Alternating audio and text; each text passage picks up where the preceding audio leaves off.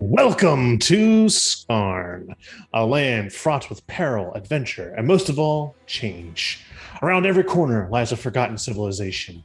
Behind every tale adventure lies a journey fraught with temptation. Scratching the surface usually leads to breaking the veil between this era and the last, and those who look to fill in the edges of the map usually don't come back. This is a world where if one is willing, you can become famous, or a hero, or just as easily forgotten. A world where every gamble has the odds against you, and the punishment is final, death. But the reward, your heart's desire. What would you do with endless opportunity and an adventurous spirit? We look to our players, heroes already in their own rights, to see how they plan to continue their legend. I bid thee greetings, redeemed and divine races, Titan spawn and ancient ones. I am Patrick, known on the whisper of the sea breeze and in the hearts of dragons as Patty Shakes _, and I am the game master for this story. This is session 3 of our continuing campaign, Dracogenesis Season 2 of Flight of Whimsy, taking place in Scardlands, a setting published by Onyx Path Publishing. This is an awesome adventure brought to you by Vorpal Tales. You can find Vorpal Tales in lots of places on the internet. Of course, we are on Twitch right here, right now. Consider giving us a follow or subscribe. It is September, meaning that if you do subscribe to our Twitch channel, you get about, I think it's a 20% discount off of all subs right now. So you should absolutely click that sub button, mash it, maybe even hit the gift sub button, and take advantage of Twitch's awesome discounts for the entire month of September. You can check out our social medias, Instagram, Facebook, Twitter, all at Vorpal Tales, where you can get updates about the cast and our goings-ons. A website, vorpaltales.com, where you get links to our affiliates and see our up-to-date calendars. A Patreon and a Ko-Fi, where if you feel so inclined, you can toss a coin to us in order to make more, better, and Vorpal-tailier content. I would like to thank Onyx Path Publishing for making an incredible world and setting to use to amaze and delight. Also to Astral Tabletop, for being our virtual tabletop where we can see the baddies who look to waylay our heroes and get that sweet, sweet ambiance. Speaking of ambiance, a thank you goes to Vinswept, a wonderful YouTube channel that has amazing music to set your adventure to. Additionally, Vorpal Tales has some fantastic sponsors we'd love to tell you about. First is QUempire.com, a small company making original dice and products for your favorite RPGs and card games. Use code VorpalTales for 10% off. Next is Hit Point Press, known for their various reference cards, but also for creating the Humblewood and Heckna campaign settings. Visit VorpalTales.com, click on our affiliate link, and anything you purchase, a portion of it will benefit our show. We have Gemhammer & Sons, an RPG supplement store that has everything from Decks of Wonder to Decks of Illusion to dice. Once again, use the discount code VorpalTales for 10% off. And our newest sponsor would be Dungeon Crate. Dungeon Crate is the original RPG loot box, delivering tabletop gear like dice, minis, and terrain, plus original adventures to your castle doors each month. Become a member and get your crate today. Use code of VorpalTalesDC, that's VorpalTales Delta Charlie, all in caps, at checkout to get $5 off. And now, dear viewers, meet our intrepid adventurers who look to sail, slay, search, seduce, and shift the very core of Skarn. Please state your name, where people can find you on the internet, and who you'll be playing tonight. Hello everybody, I am Steve. You can find me on the internet at Voodoo Arcade. My pronouns are he, him, and tonight I am playing Lamalthun, our totally not addicted to anything that he can find that might alter his brain chemistry, Drindali Elf Rogue. And I will never not laugh at the word September.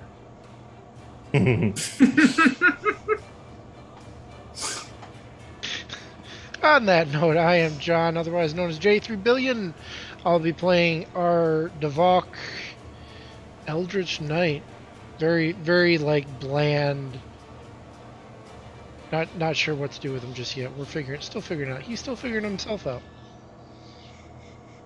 You do yourself a disservice. I like Devon.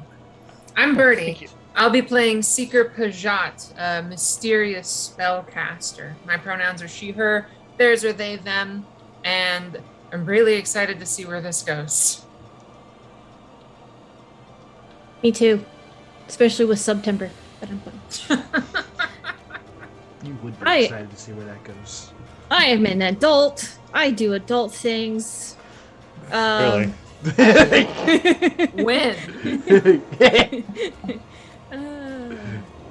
What was I doing? Oh yeah. Hey everybody, I'm Ambrose. My pronouns are he or they. You can find me on the internet as Am Changeling, because it's me, Am Changeling, and tonight I shall be playing Yanae, whose pronouns are they, them. Hello, all. My name is Devin. You can find me online at Sort of Sullied. And tonight I am playing Gar, the Redemption Oath, Paladin of Mazriel. All right. Thank you, adventurers. Now, we shall have the indomitable Lamalthun give us a summary of events.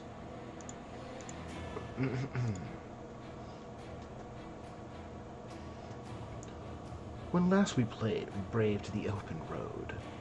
Having struck off on our trek to the heart of the hegemony, we settled It's a hard into- word. Hegemony. We settled into a rhythm. Ride hard, rest well, keep our eyes on the edge of the firelight at night. That week-long trip down the river saw little trouble. Perhaps the Calastian patrols are good for something, after all. Only if you're human. The purest dragon guard at the border of the Legeni served only to slow us down. Were it not for their petty deference to Gar, the rest of the party would doubtlessly have been held up or accosted outright. They made stop Seeker Pizat under suspicion of unlawful necromancy, grave digging, mutilation of bodies, and a list of other crimes. The cat seemed just about to start a fight before the guard acquiesced and let us through. A good thing, too. Just over the next ridge was a fully armed backup garrison. Yeah, that would have gotten us in a lot of trouble. And just past that, we caught the gleam of metal in a nearby glade. Apparently not interested in talking following the frustration border incident, the cat handed their reins off to Yanae and stepped silently off into the woods to investigate. As the group gathered and tailed behind, they came upon a grisly scene. A corpse, bearing a satchel. A few feet away, a poisonous mushroom with an obvious bite mark out of it. The doctor's autopsy is a courtesy at this point. They hand the bag off to Gar for investigation. 4 letters. 2 appear to be incidental, while 2 bear the marks of royalty. One with the seal of the Black Dragon, addressed to the Navigator. The other bears the seal of his wife, the Queen, addressed to the mages at Halifaust. We tuck them away for later and resume our ride. That night we're graced with company, a silent elf and her dwarven employer, looking to share firelight and safety for the evening, and potentially to trek alongside us.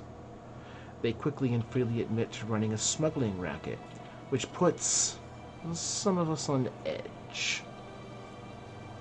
They manage to offend us more when the elf tries to cast a spell on Yanae in the middle of the night. Our brave guard elf feels the hostile magic wash harmlessly over them and responds with a courteous hello.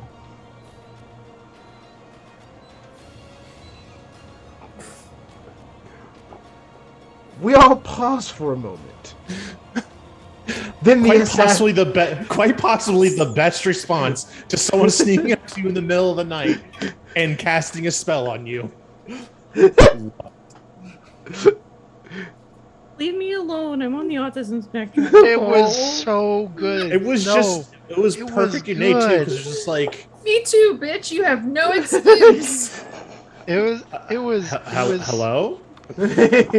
Like, are you really trying this? Hello? That's how it kind of came out. I was just like, hello? I think that's what it felt like. like just kind of like cocked to the. What are you doing? Hattie, are you really making that character do this? Chat paid for it. Please, oh God, save this wayward soul. You can't cast anything. We all pause for a moment. And the assassin casts another harmful spell, which again fails. As the group is awoken and rallied, and the lot of them prepare to bleed the would-be assailant dry, the dwarf approaches once more, Why would we attack his servant? Can't we just talk it over? A closer inspection, the elf is missing her teeth and tongue and seems to be under the dwarf's control. He urges us to talk, and Lamalthun is not having it. With an expert lunge, he strikes true toward the interloper's heart and phases right through the illusionary dwarf. We're not allowed another chance to talk. The dwarf warns us that we've made enemies of the penumbral pentagon. Did I get that even remotely right? Yes, you did. Awesome. And then he vanishes. His elven servant literally melts before our eyes. We have to sleep that off before we make the rest of our trip. We can unpack this later. Not but a few days later, we arrive at the heart of the Calastian hegemony. It is a city built like a fortress, never to be taken from without. Concentric ringed walls divide the citizens by class and wealth and station. Angled, color-coded roofing makes it such that a hawk-eyed archer could call down a barrage of arrows anywhere at any time. The city is bustling, utilitarian expanse dedicated to the foremost showing of military might, and secondly, to politics and trade. We, on the other hand, are headed for the brothel. The Sleeping Dragon is where we are asked to meet, and so we track it down with an unerring precision of people that know the back cities, or the back streets of a city. The bouncer is very courteous, and lets us through when he sees our letter of invitation. Our hostess is courteous as well. We're asked to keep a secret, and told in return to consider the offer while spared no expense of the Sleeping Dragon's luxuries. But what does she want? Why the mysterious letter bearing the seal of the king? We meet the woman face to face, a human named Colette. Her offer is as follows. Her faction is dedicated to keeping the peace of Gelspad as a whole. They believe the status quo is the safest way to go. Anything else but this tenuous peace risks a mortal war, the likes of which we have not seen in decades. For some reason, they've decided to trust us. We are to infiltrate King Verduk's mass bounty for a mysterious source of power as agents for the courtesan of Yidra, secure the power for ourselves, and then decide what is to be done with it.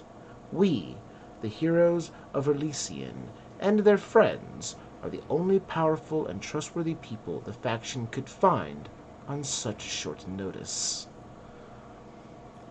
Verduk is dying, and so it falls to us to decide whether he should be saved. We have the night to enjoy the pleasures of the Sleeping Dragon, for tomorrow we wake to meet the king. The sun rises over the walls of a fortress city that will never fall, and the shadows of dawn lengthen into blades that spell out our title card, Dracogenesis, a flight of Whimsy. Thank you very much, Lamalthun. Credit for the words goes to Birdie, as always. Amazing recap written, an amazing recap told. Thank you to you both. Get DM inspiration. Oh, thank you. All right.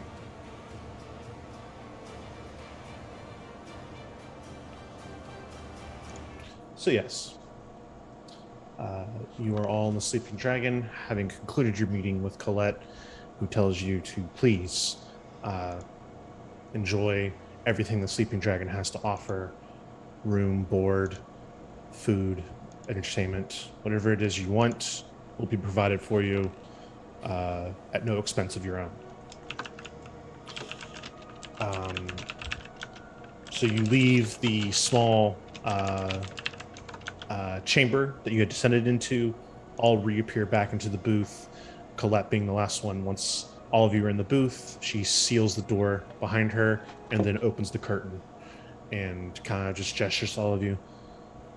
You are free to go and make of yourselves whatever you will. I just ask that you keep your heads enough to remember that you do have a very important meeting in the morning.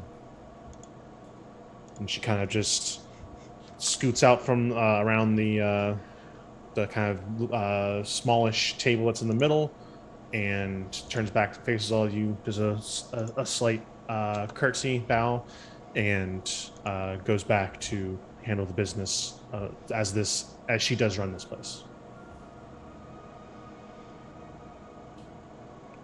Well, I know what I'm doing tonight. Gar is testing their highest quality ales. And they have several. This being the capital of the hegemony, there's a lot more trade here than anywhere else. So it's very easy. Like even if you went to like a lesser, more rundown tavern, they would still have more of an option than even some of the upper establishments like in New Veneer would. But this being as nice of a place it is, it's every measure has been taken to make this as just no worries, as much pleasure as one can get from a place. There's a selection of drinks, not just ales but liquors and other things from across all of Skarn. So I mean, you really have your pick, and you just kind of tell. They have things even you've like not heard of before, from kind of smaller communities farther away on the continent, and so it's just kind of one of those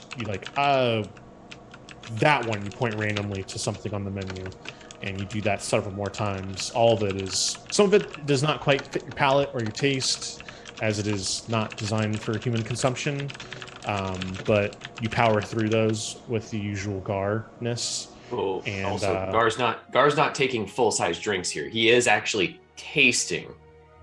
Okay. Because in this instance, yeah, I'm doing flights rather than flights. Whimsy. I was gonna say, are you whimsically? Yeah, we're all on the same page. We're all the best. Yeah. We rule. No, but Gar is doing that because Gar is still kind of working. He wants to actually not get stupid drunk. This is him actually taste testing. Okay. Yes, so you're absolutely able to do that. It's just one of those. It's all different colors of liquid are put in front of you and things like that.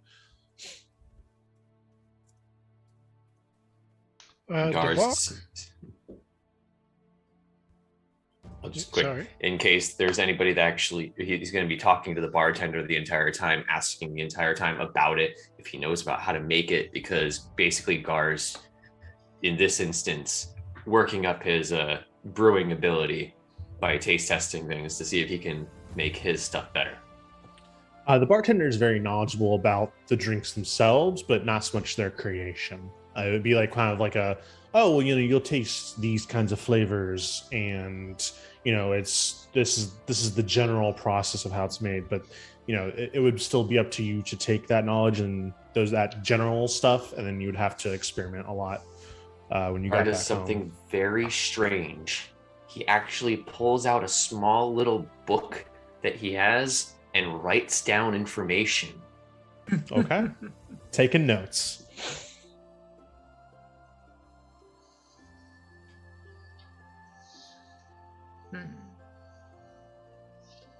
I think before anything else, we'd just grab Lamalthun on the shoulder, lean in and very quietly say, "Remember your self-control.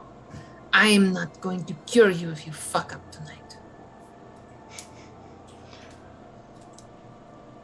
Bajat, I appreciate you saving me. It's always a nice thing. But I've handled myself well for many years. I'll be fine. And I'll just slip into the crowd. And I'm going to go find the people who are really partying.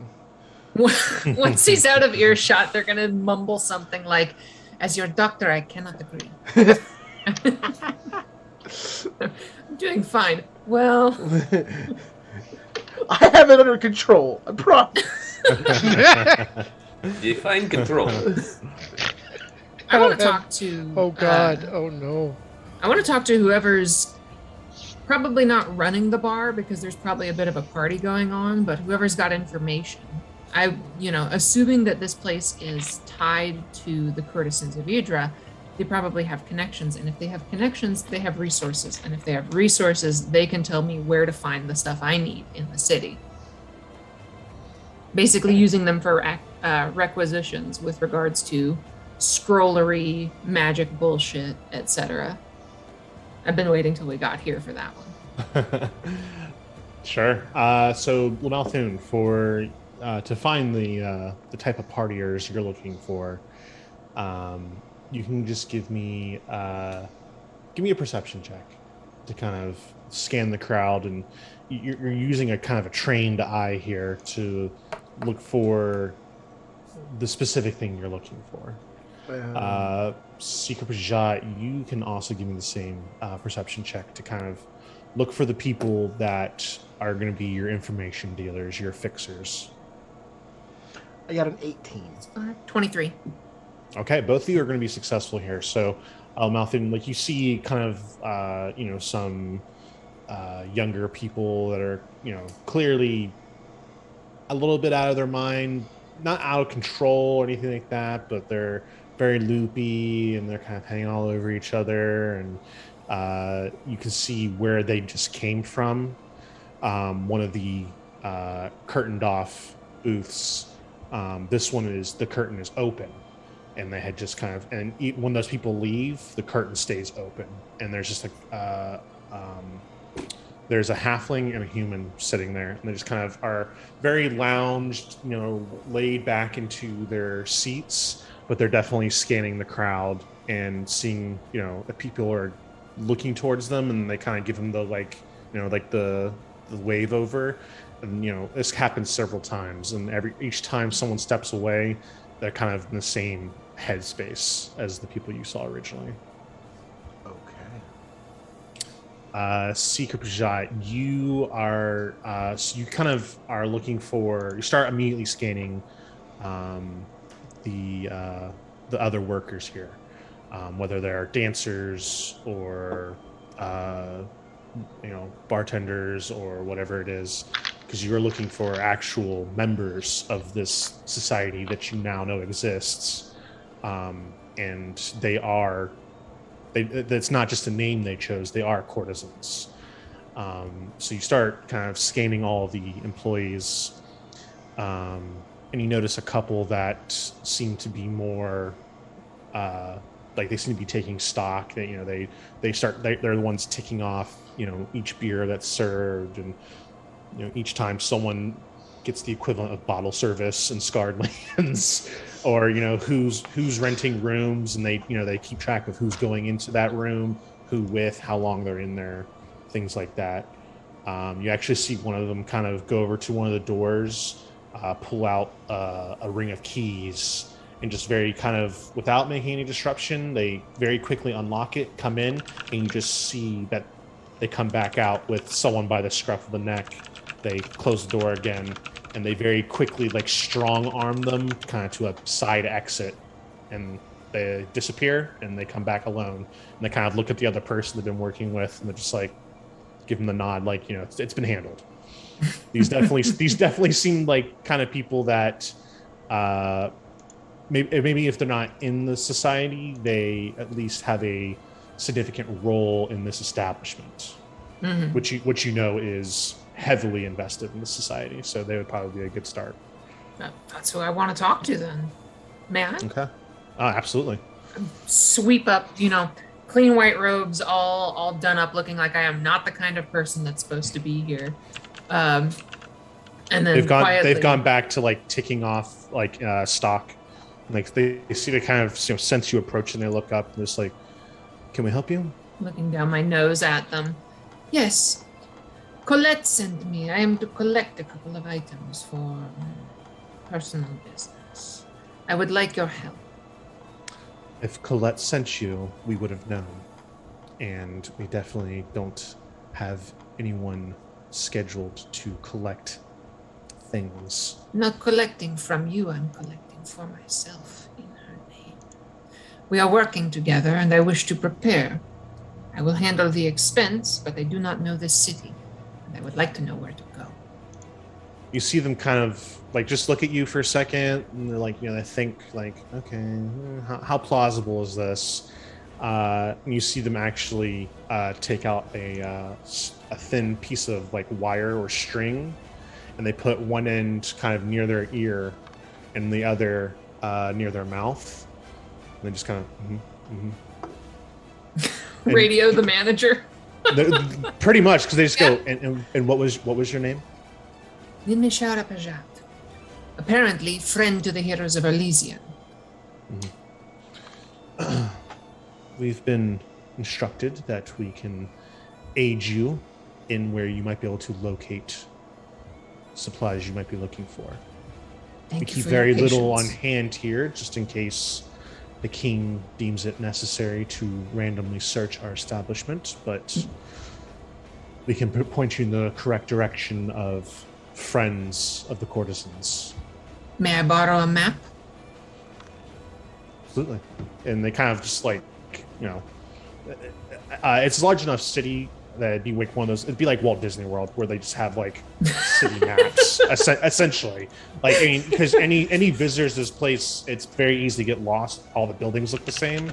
Come see the Vashon Tunnel of Love. I mean, essentially, it's like, here's where the marketplace is, things like, because, if they didn't, any Absolutely. merchant coming to the city would just be like, what the hell?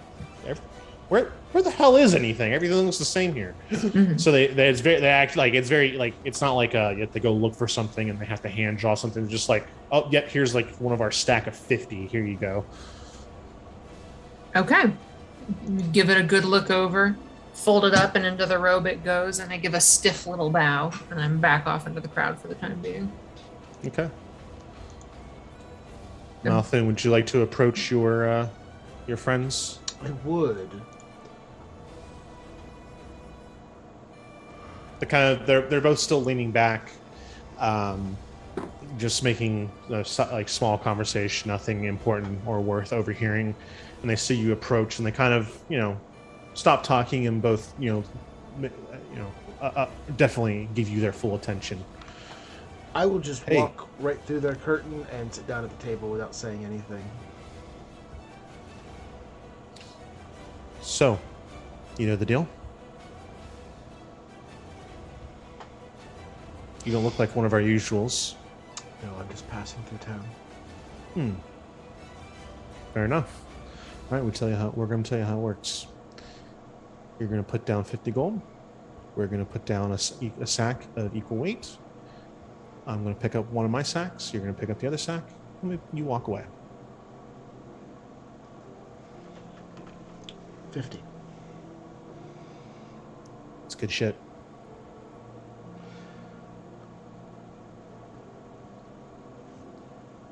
And you know what? Since you are new to town, it'll be enough for tonight and tomorrow night. Well, that's mighty nice of you. I could be interested. How about this? How about this? Instead, I will give you something you've never even heard of before. Make you see things you've never seen before. They start regarding you as you're saying this. And the human's been the one who's doing all the talking. He's just like, oh, so you are a businessman as well. I am a explorer. Ah, an inventor. From time to time. Well, then we're definitely interested. Perfect. And I'll just put my hand on the table. Just something that I've cooked up recently, and take my hand off, and it's just a little sack of something. They look at you and they're just like, kind of just look at this unidentified sack, not sure what's in it. This traveler, a Drendali elf. They're just like, so definitely interested. We need guarantees, though. This is a classier establishment, and we are allowed to operate here because while what we do is not smiled upon, we don't hurt anyone. No one gets hurt. Of course. We need to know this stuff isn't going to hurt anyone.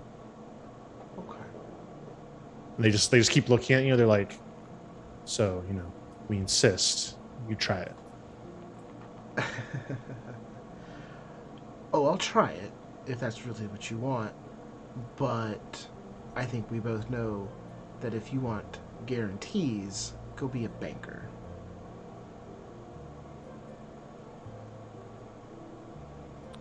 What does it do? What are you boasting? Make it worth my gold. You ever wondered how you see the sunlight in Dire Drindle? Give me a persuasion roll.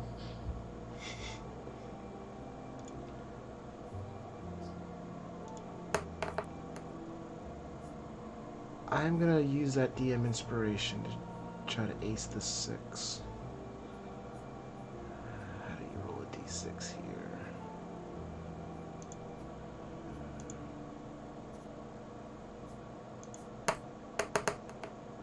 Oof.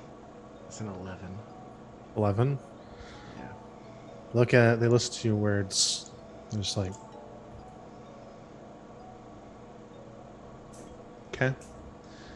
We told you the deal is you put down 50, we put down ours, you walk away. Same deal. And he puts down a sack, and you can hear the clink of gold in it.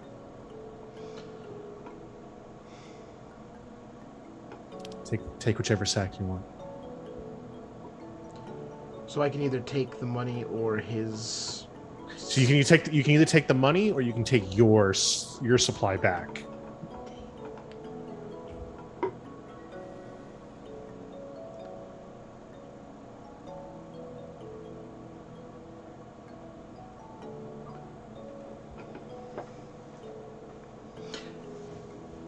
Keep your 50 and keep tomorrow's supply. Give me one night of yours. I want to see what you're working with.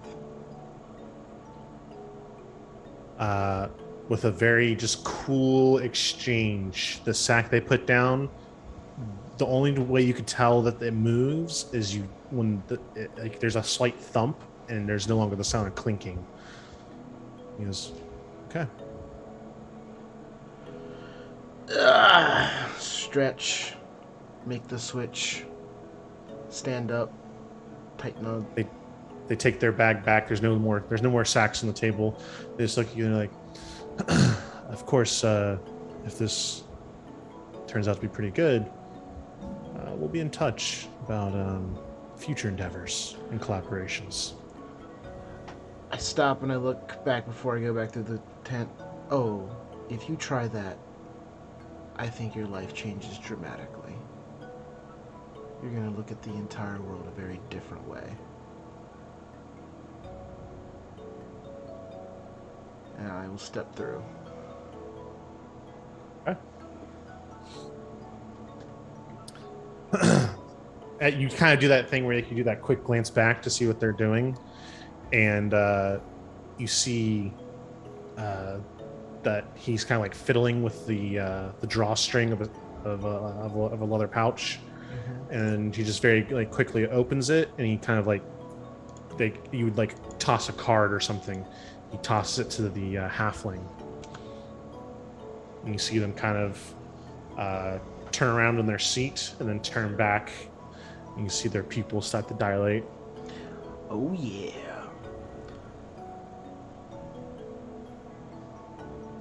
That's a Dire Drindle afternoon.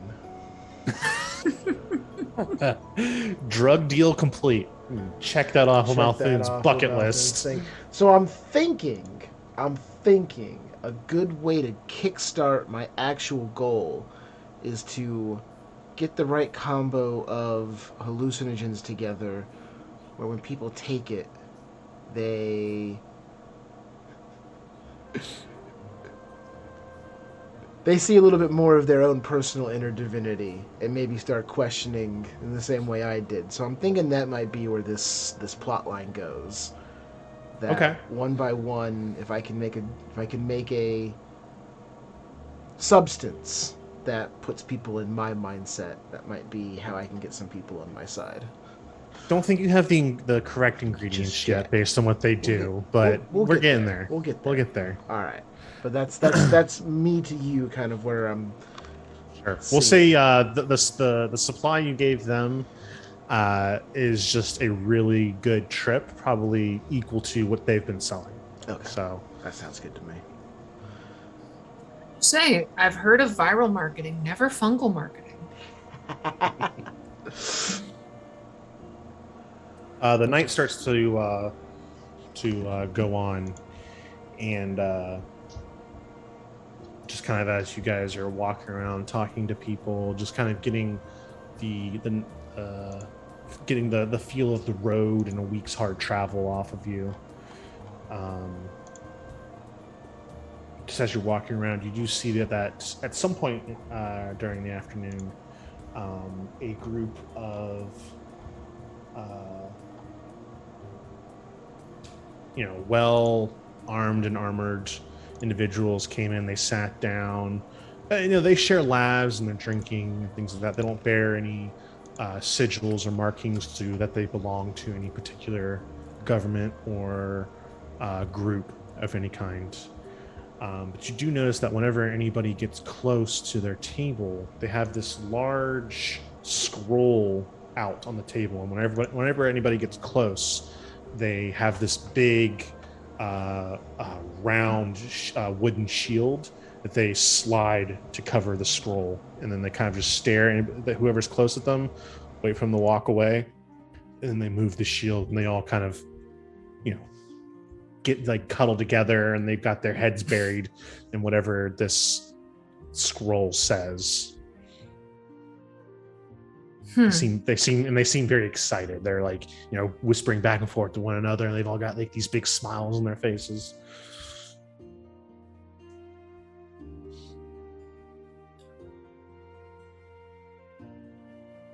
That's so suspicious. What's anyone else doing tonight? Devok does. It's weird. John as a person has been rolling this around in my head to figure out the best way to do it, but he wants to. Like Devok would hire corpses for the night, and maybe not for the night, maybe for a couple hours. Anyway, the point of it is like he wants to get information on the city, mostly like emotional information. Just how do they feel about it? What is their role like? What is the average person's like? And just kind of get like, we have a good basis of fact of the city is militaristic. It's very industrial. It's very, it does all these things as far as the military industry is concerned, but what does like the people feel? What is the emotional information I can get? Sure. So yeah, there's towards the front, almost like at a hostess station of some sort. There is a man kind of staying there, and you've noticed the people who go there usually end up going to one of the rooms on the side, accompanied by someone in the uniform of the Sleeping Dragon.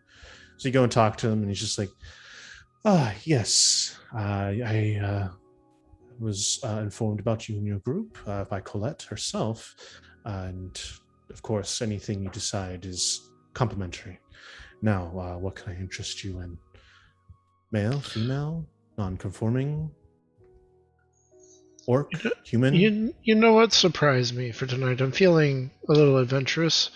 But besides that, just someone who likes to talk. Oh, that kind of rendezvous. Absolutely. We have many intellectuals.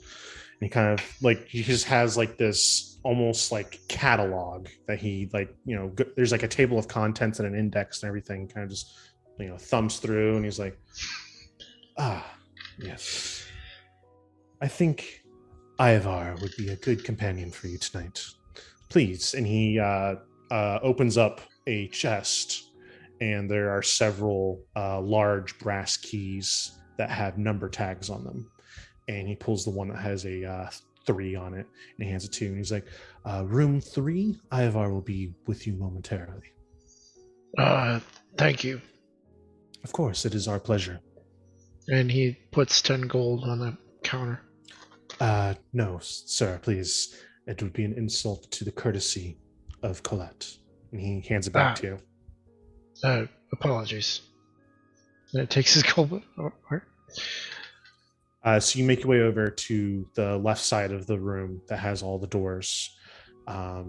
Very easily marked number 3. You insert the large brass key into it, and it just kind of turns with this very satisfying clunk, like a very heavy lock is being turned, but it feels like it requires almost no strength.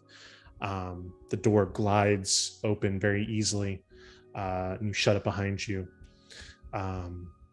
Put the key, there's a small table immediately as you walk in, you put the key on.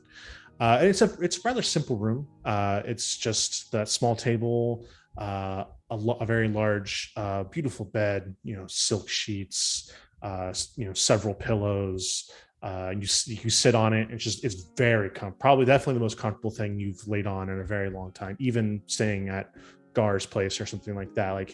This is a bed that even Gar wouldn't he wouldn't think to get. He's not thinking of, the down of 1,000 gooses. It's beautiful. It's the softest thing ever. This is a bed you need to make payments on. Yes, yeah. The normal citizen. This is not the normal citizen's bed. Calling in our next sponsor. Serta, please. No. Has the goose down been dyed purple by chance? Hey, listen, you're going to get a raid in here if you're not careful. No. It's just very comfortable. The colors are very muted in here. It's not trying too hard to give off like a sex vibe or anything like that. It's just, it just would be the bedroom of a very wealthy lord or lady.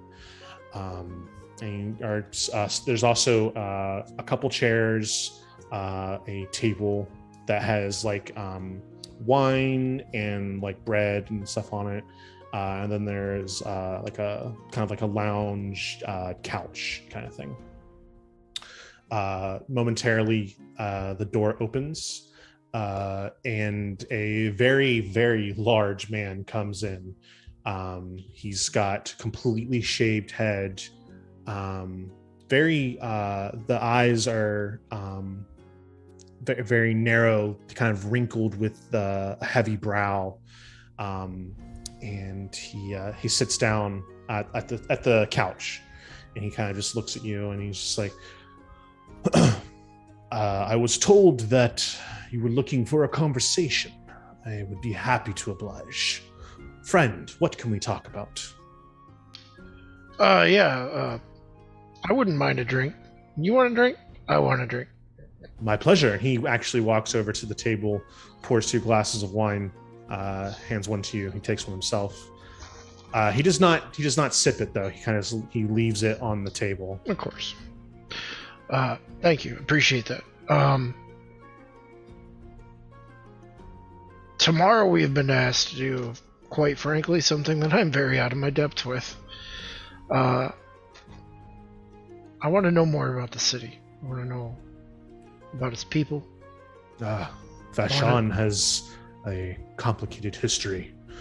It was built, I assume you saw, as you walked through the city. This is a city designed to stand 1,000 sieges. It was designed like that on purpose. But now that the battle has been won and especially this area, the hegemony is safe, the people seem to almost regret it. And it is understandable. It is not a beautiful city by any means, but those who have been here long enough come to appreciate the simplicity, the nature of it that is not ostentatious or anything like that. It is a simple city for simple folk. You would think, this being the capital, that there are lords and ladies who walk around with their heavy gold purses and their fine jewelry, but it seems that here, at least in this city, there is a measure of respect for one another. Yes, the city is separated by wealth, but it's not to say the poor cannot enter the Zone 3, or the rich cannot go to Zone 1, for they do. The people themselves are, from what I've found, more understanding, more open-minded than many here. And it may just be because we have at least seen him, but the king is, well, he's not all that bad. So is a reputation born from his earlier years, you think? Because a lot of his reputation outside this... He very fairly is nicknamed the Black Dragon from when he was a conqueror. But now he is a king. It has been a long time since he has been taken on that conqueror's mantle. Yes, we still have aggressive negotiations with the Kelder Dwarves, and there is a coolness between us and Vesh, but there has been peace.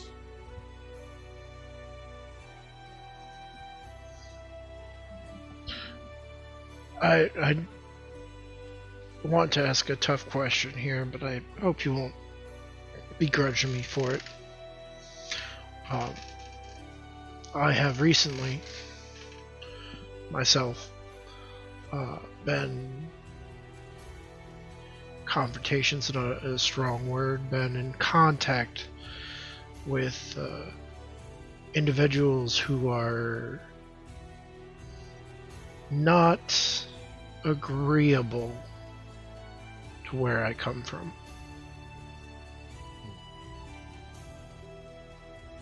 How do you feel about that? Well, with any conflict, there is sometimes a hard truth you have to find that their side represents. It might be buried underneath a lot of bullshit, but there's a reason why they fight so hard for their side of the conflict. I've found in my years that if you can at least find a kernel, a grain, a single instance that you can stand together and agree on, that can be the beginning of the end of the conflict.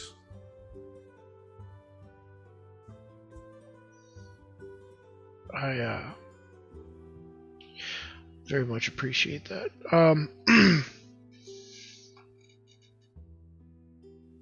Would you say your conversations and your interactions with the people of the city has led you to believe that is your way of thinking is where the general populace's attitude is going? I would like to think so. I would like to think that I've had more enlightening conversations over the last decade than none, but it is hard to see a person's true heart, and the people that come to the Sleeping Dragon are usually those who are already more open-minded, so I cannot speak for all of Vashon or Calastia or the Hegemony, but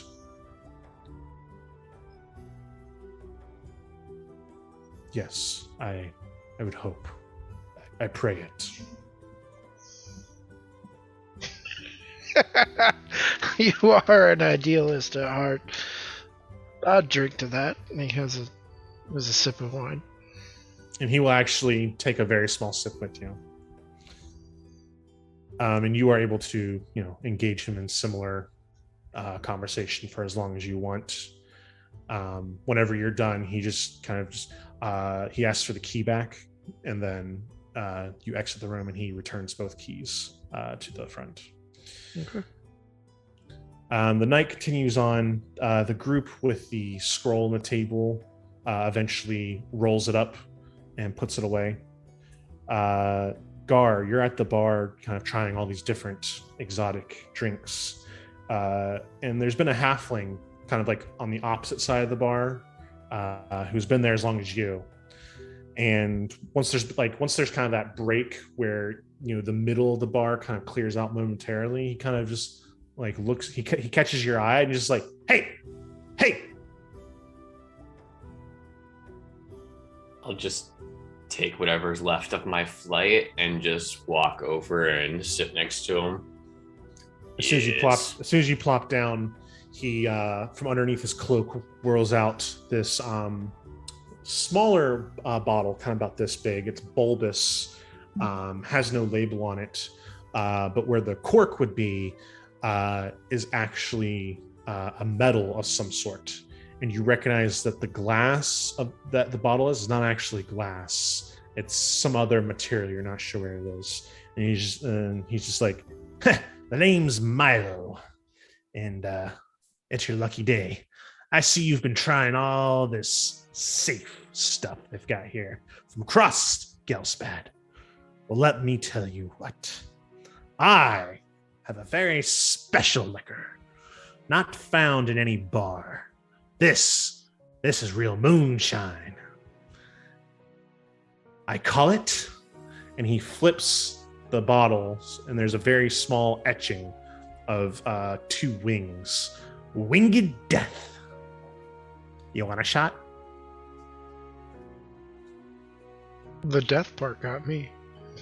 Gar would like to smell it first. So you ask him, he's just like, smell it. And he unstoppers it, and you can see it actually takes like some effort in the stopper in his hand. Like it's causing him to like kind of like, it weighs his hand down, and he lets it kind of roll into the bar and just thunk. It's very heavy, very dense, whatever this metal is. And he whips out a small shot glass that looks to be the same material as the bottle, pours it in. As it pours in, it's clear-ish. It's got like this cloudy purpleness to it. And he kind of just downs it, slams the shot glass down. Hey, how about you start living and you just take one?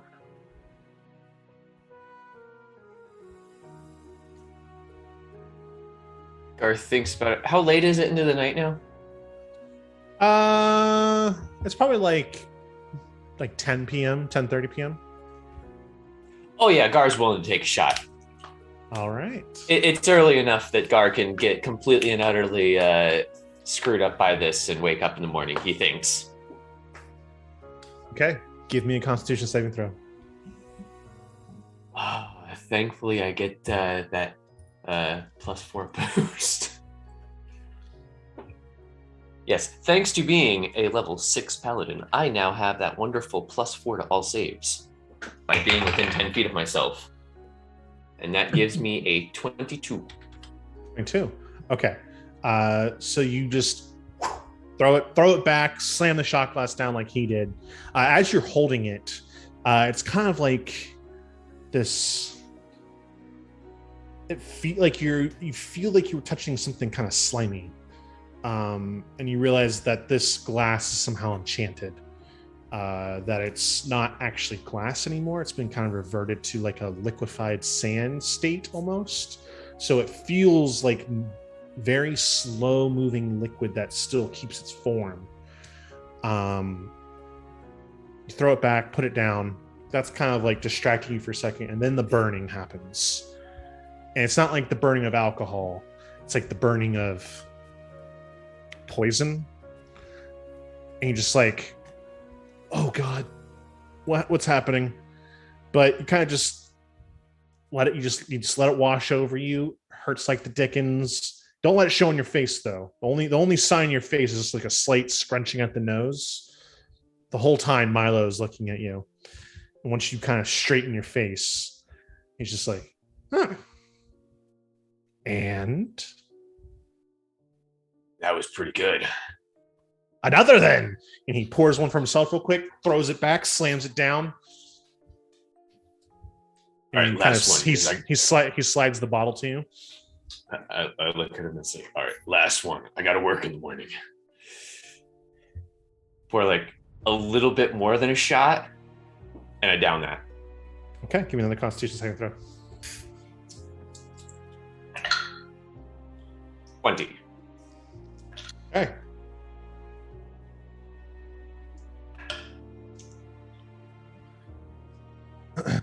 On the second shot, again, the burning of poison. This time you'll take 5 poison damage. But that's right. it. Once again, just kind of wrinkle your nose. And again, once he sees you kind of do that, not follow your chair and anything else, he's just like, wow. What's your name? You can call me Gar. Huh. Gar? You're the sturdiest human I've ever met. Well, I'll tell you what this is. This is my own personal brew. It's Winged Death. It's made from distilled cactus juice, the water bathed of a salamander, and just a little bit of the poison from a wyvern stinger.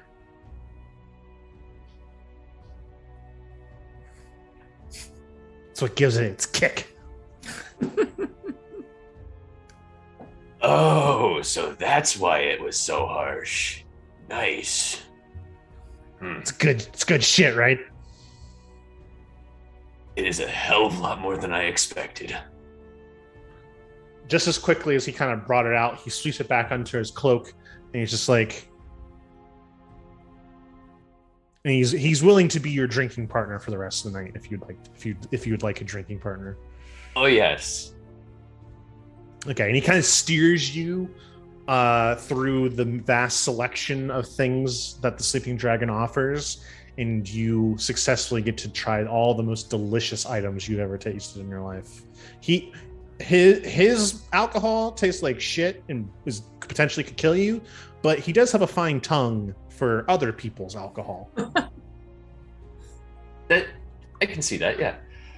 And I presume he knows more about the brewing process of all of these because yes, you could absolutely pick his brain. So you can learn to make Winged Death if you would like. He lets you in on how to make it. Especially once you're like, oh, I'm a brewer from, Erlesi, and he's like, oh, and he shares how to make Winged Death, gaining your promise that you will, offer it, to the citizens of that place. Of course, crediting Milo, the halfling, for its invention. And then kind of gives you a little bit more detail on the processes of the other drinks you're having, so you get a little bit more knowledge there. So when you try to recreate some of these, it'll be a little bit easier for you. Make sure to get all the information from him I can, including contact info, so I can talk to him later. And maybe sure. You get to know him well enough that if you were to try to scry him, it would be successful. And you now also know him, so if you wanted to sending him, you could as well. Yeah, that was the main part, sending. Yeah. So you could successfully scry or send him. And then, if he's just kind of like, I live here, but I travel all over. So, if you ever wanted to run into him, there's a chance he might be in Vashon, but he's like, he travels the hegemony. I will raise a glass to chance meetings. And he'll slam glasses. They both shatter. You guys laugh. You throw back, spit out the glass from your shattered cups. Yes, perfect. Does anyone want to do anything else tonight before you all turn in? Yes. Yene's gonna kind of see if they can find a more secluded outdoor place, because the city is kind of stifling for them. Sure. And also they may take like a glass of mead with them if they have mead. Not a glass of they would give you, once you tell them like, oh, I just kind of like want to find a space to kind of just decompress. They're like, "Oh, please!" And they they hand you a bottle of elven honey mead made by the Ganju's elves. And they're like, they say like, "Oh, we have a patio, but like, you're still in the city." So they're like, the best place to feel like you're open would be either one of the courtyards where the marketplaces are, but you're still in the city, or you could go out the city gates, but they do close them at night. So, depending on when you asked, it would be, you could like sneak out real quick, and then you'd have to like hurry back and get in before the gates close. Courtyard sounds good. Okay. Yeah. So there's a courtyard not too far. They tell you where the closest one is. You're able to get there, and it is as the sun has definitely set by this point, no matter when you ask. So that's not so many people out. There's a couple children still playing that are a little bit late to get home for supper, and maybe one or two vendors that are packing up their stall for the night. But other than that, you kind of have the main courtyard area open to yourself. Still with the utilitarian feel. There's not really any plants or trees. Just kind of a wide open, cobblestoned market. Okay. So going out there, getting a breath of fresh air, sipping on the mead, and observing, watching the people's habits, seeing if there's any naturally occurring animals in the area or Sure. plants. So you kind of just sit on. There'd be public benches you sit on. You hear the children are laughing, they're playing, they're happy. The vendors packing up, they help one another, and they're very courteous. They shake hands, say that they'll see each other tomorrow, go to their separate homes. The homes that are nearby, are brightly lit with fires, and you can hear the sound of families, eating and making merry. You hear the sound of a couple taverns close by, music playing, things like that.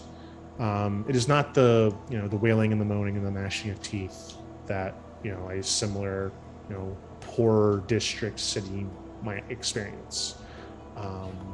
There's not homeless or beggars out on the streets en masse.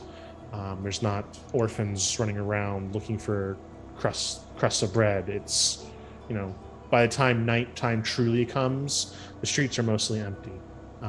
Every now and then, one of the scales, the guards of the city, will walk by, and just kind of they'll give you a look, see you on the bench, drinking, but they kind of see that you're not causing any trouble, so they'll just kind of either nod at you or not paying a second glance and keep walking up and down the streets. Seems secure, safe, happy. As far as animals go, you don't see really any rats or anything like that. You do hear like one or two stray dog barks. You do hear the sound of pets in people's houses, but there's not a lot of kind of wild animals about. Okay.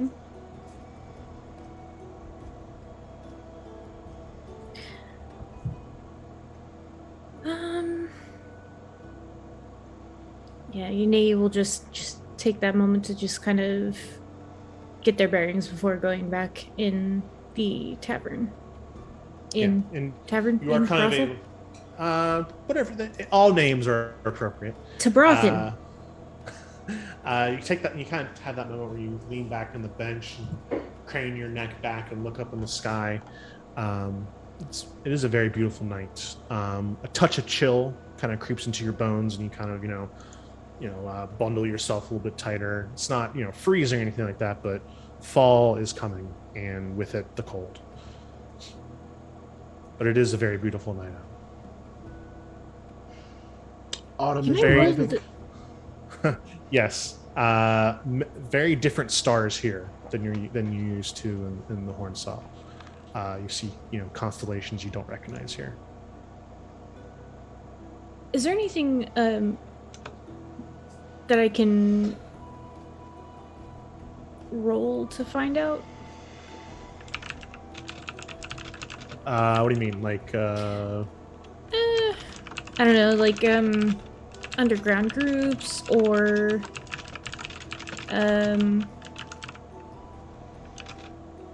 troublemakers.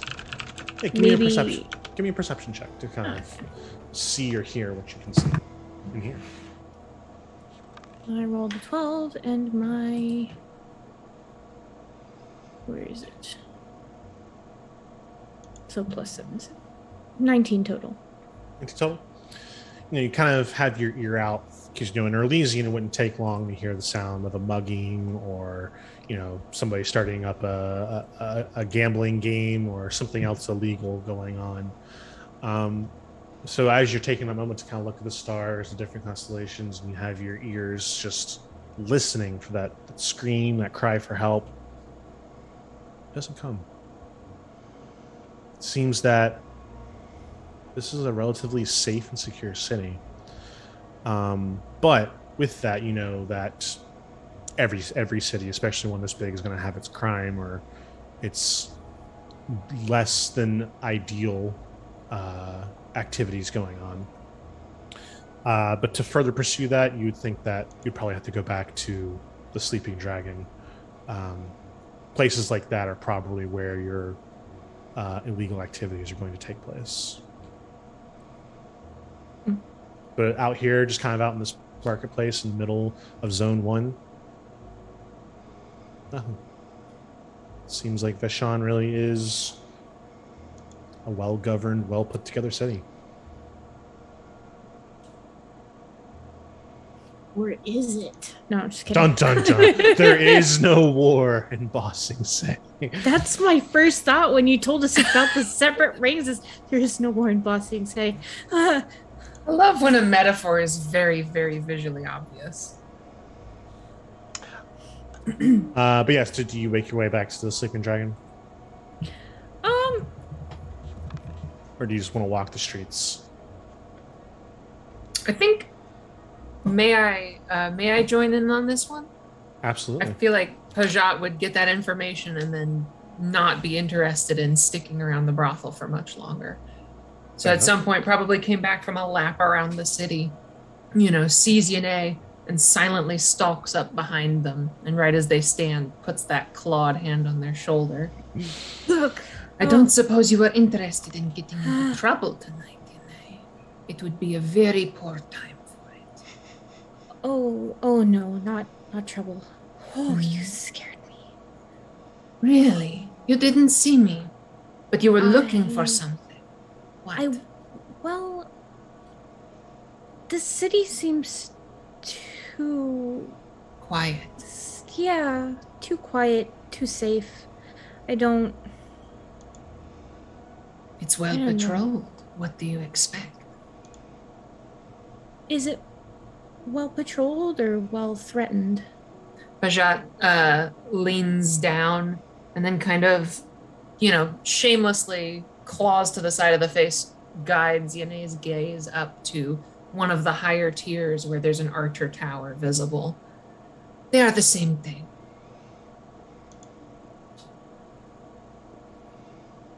Are they though?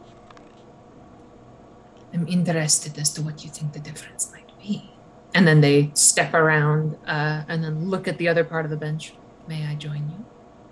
Oh, absolutely. It was too bustling inside of the tavern. They said, yes, I agree. The difference, I think, between well patrolled and threatened are the intention behind it. Patrolled would be for the good of the people. Threatened would be for the purpose of control. Let me challenge that. If you were in a position of control, wouldn't you be inclined to use it for the good of the people as you perceive it? Certainly, but not to their detriment. Do you see anybody suffering detriment here? Well, no, but we just got here. That's the point, isn't it? The difference between the two is tangible, but it is an illusion. It is about appearances, and by all intents, the capital appears perfectly safe. Why? Ask yourself that.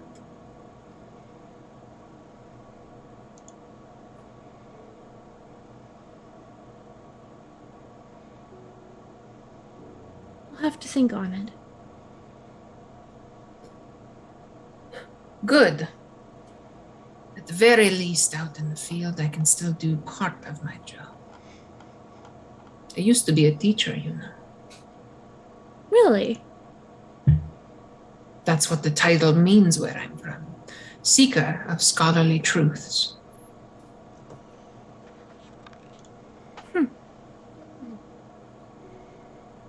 I suppose I should have asked before assuming. I thought that seeker might have meant someone who studies or someone who adventures. It's not inaccurate. You made a reasonable assumption given the information you had. But you are allowed to ask, as long as you do it in a more intelligent way than Gar does.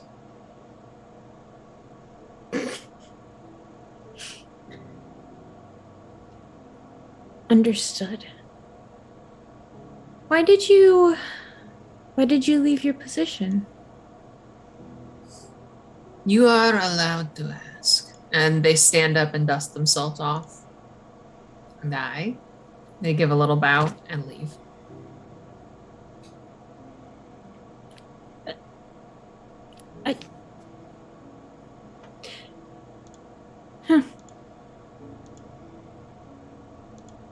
Yune kind of just shrugs like Pajat will be Pajat and follow back inside of the tavern.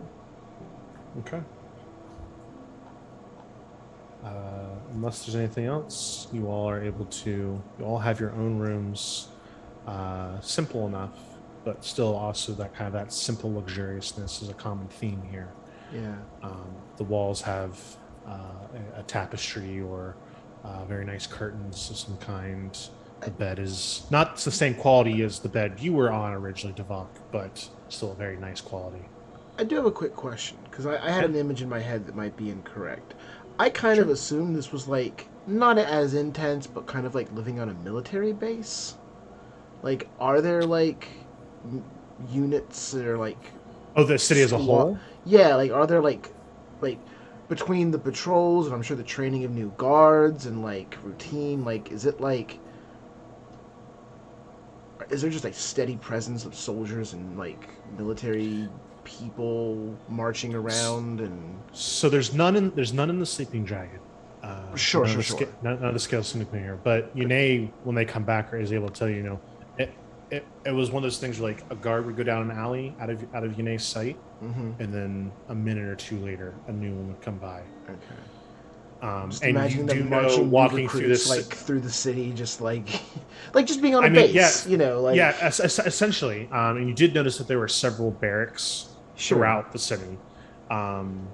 And you do know that the scales, the name for the guards, they are also the soldiers of the hegemony. Sure. So the soldiers of the entire hegemony act as the guards for this for the capital. So I'm just in my head, like I know it's a peaceful and there's no I know that whole scene that we just went through, but just in my head I'm just imagining like the ambient noise is just like marching rhythm and sounds and clanking and just people walking through. So yeah, there's definitely heavy boots on pavement on stone. What the Sleeping Dragon needs is a room with silence ritually just like casted inside of it. You can just sit and not hear any of that. Yeah, that's one of those rooms you go crazy in like 3 minutes. Yeah, because it's silence is silence. I know. So like I know. All it's left is like you can hear your blood rushing through your veins. Yeah. If you want somebody to cast deafness on you, that could be arranged for a price. It's true. Then I feel like that'll be more terrifying though. Just like the absoluteness of silence. Just since like instead of I was just imagining Yune like having to go somewhere peaceful. Like just have this is the peace room. This is where you just There's nothing in there. It's just Our Zen room. yeah. It's like a white noise room. It's like, waterfall, babbling brook. There whale you noises. go. There you go. Can we make the spell? Wow, I was gonna White say, noise? Yeah, white noise or the sounds Ambient of noise. Dampen, maybe? Which sounds. I will allow either thaumaturgy or prestidigitation to do that. nature. Gotcha. Someone could just imbue that into a magical item, and it's just constantly putting it on. But yeah, other than that, if you would like company for the night, you absolutely can have that. If you don't want company for the night, it's also fine. But you are all able to go to sleep. You all wake up the next morning refreshed. The best sleep you've had in a while. There is a large washing basin in each room. That you see that there's also in each room's fireplace, there are several large stones in the fire, and you could place that in your washing basin if you would like for a hot water kind of bath or wash up. So you're able to take advantage of that as well, kind of washing the road off of you. You all, as you are being the king, you all take the time to, buff up your armor, polish your weapons, patch any holes or anything like that you have in your cloaks or anything like that. And you all kind of meet in the main area, all looking at each other. The best groomed you've probably ever seen each other ever. So it's just this moment of like everyone's like tidied up pretty nicely. I look the same I've always looked. Yanae is wearing their usual Broadreach clothing, but their rat Pelt is wearing a very small bow tie. Amazing. Approved. That's good. Oh, that's good. No, the Malthum will get fancied up. Okay. He Are you going to wear nice. the colors of like Dear Drendel, or are you going to wear something neutral? Oh fuck no! I'm not wearing Dire Drindle colors. No. Okay, I was just making sure. I wasn't sure how you wanted to play this, so that's why I figured I'd ask. No. Okay. He's not. Is anyone going to wear any identifying sigils or colors or fly any, symbols of gods, symbols of titans, symbols of clans, symbols of anything like that? On my shield, as always. I have a question pertaining to that. Actually. Sure. Should I assume that at some point they are going to take our weapons when we are in, meeting the king? You could probably assume that with it being meeting the king. You could probably assume they'll do that. Yay! Okay. Take the weapon away from the side blade. If at all possible, I would want to get up extra early and then go do part of my shopping beforehand because it involved. If I can, I want to get some kind of Glamoured Armor or something to allow me to change my appearance, even if it's just my clothes. Chiefly because if they make me take off my scary glove, then I'm going to have an even scarier hand under it, and I don't know that would go well. Yeah, absolutely. So you could have so depending on what you want, you could find the Glamoured Armor, which does allow you to make the armor to assume the appearance of a normal set of clothing or some kind of other kind of armor. You can say what it looks like completely. It's up to you. Or if you wanted to get like super disguisey, you could probably find a hat of disguise, which will allow you to like would both be very change useful. your form.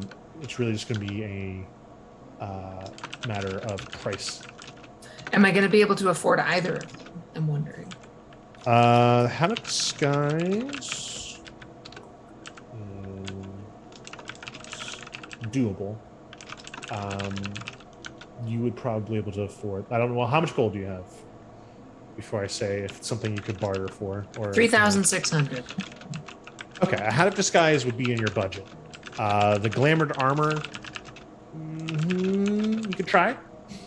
I could try. If anybody's going to be able to bargain it, I may as well give it a shot.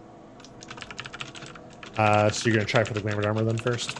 Sure. Why not lay the charm on a little bit? Okay. As much as Pajot can do that.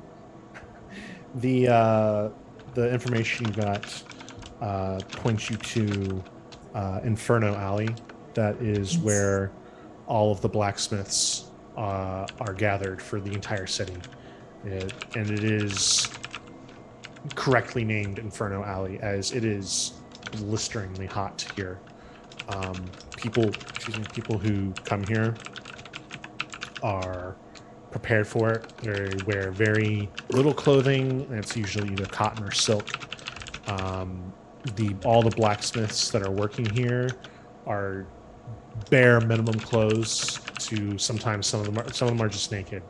This is, if you're here for a very particular reason, because even now, when it's summer turning to autumn, it's hot. It's unbearably hot.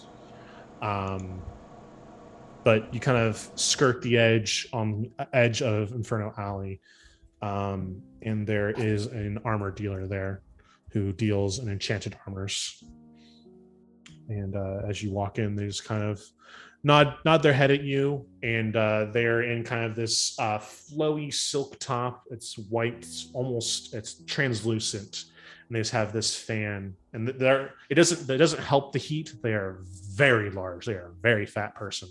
Mm-hmm. They just have this fan that just very lazily doing this thing. Could I help you? I believe we can help one another. Yes. I crack open my swipe my book out from behind myself, crack it open, and page through it until I get my information for a spell, and I'm just going to cast Prestidigitation to create a stronger breeze through the room for this poor person's sake. Oh, bless you, child. I have not felt this hot, and I have been working Inferno Alley for 10 years. Bless you. May you live to work another 10 more. Well, with this breeze, I just might. Unfortunately, knowing you Meiji types, I feel like it's going to leave as soon as you do. So, let us do business so I do not become used to the breeze. Very well. As you may very well understand, the scales do not like me. Despite the fact that I am an ambassador from Termana, I am regarded, because of my appearance, very poorly by default. I would like something that is able to alter that. Yes. Well, I don't have anything that'll hide the tail or cover up your ears, but I could at least have you be wearing the right colors, darling.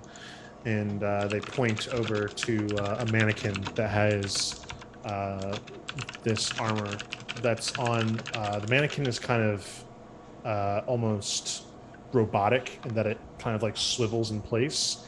And as it does, the armor just keeps changing. It's it looks like full plate. And then it looks like, the armor of a mariner with seashells and things like that.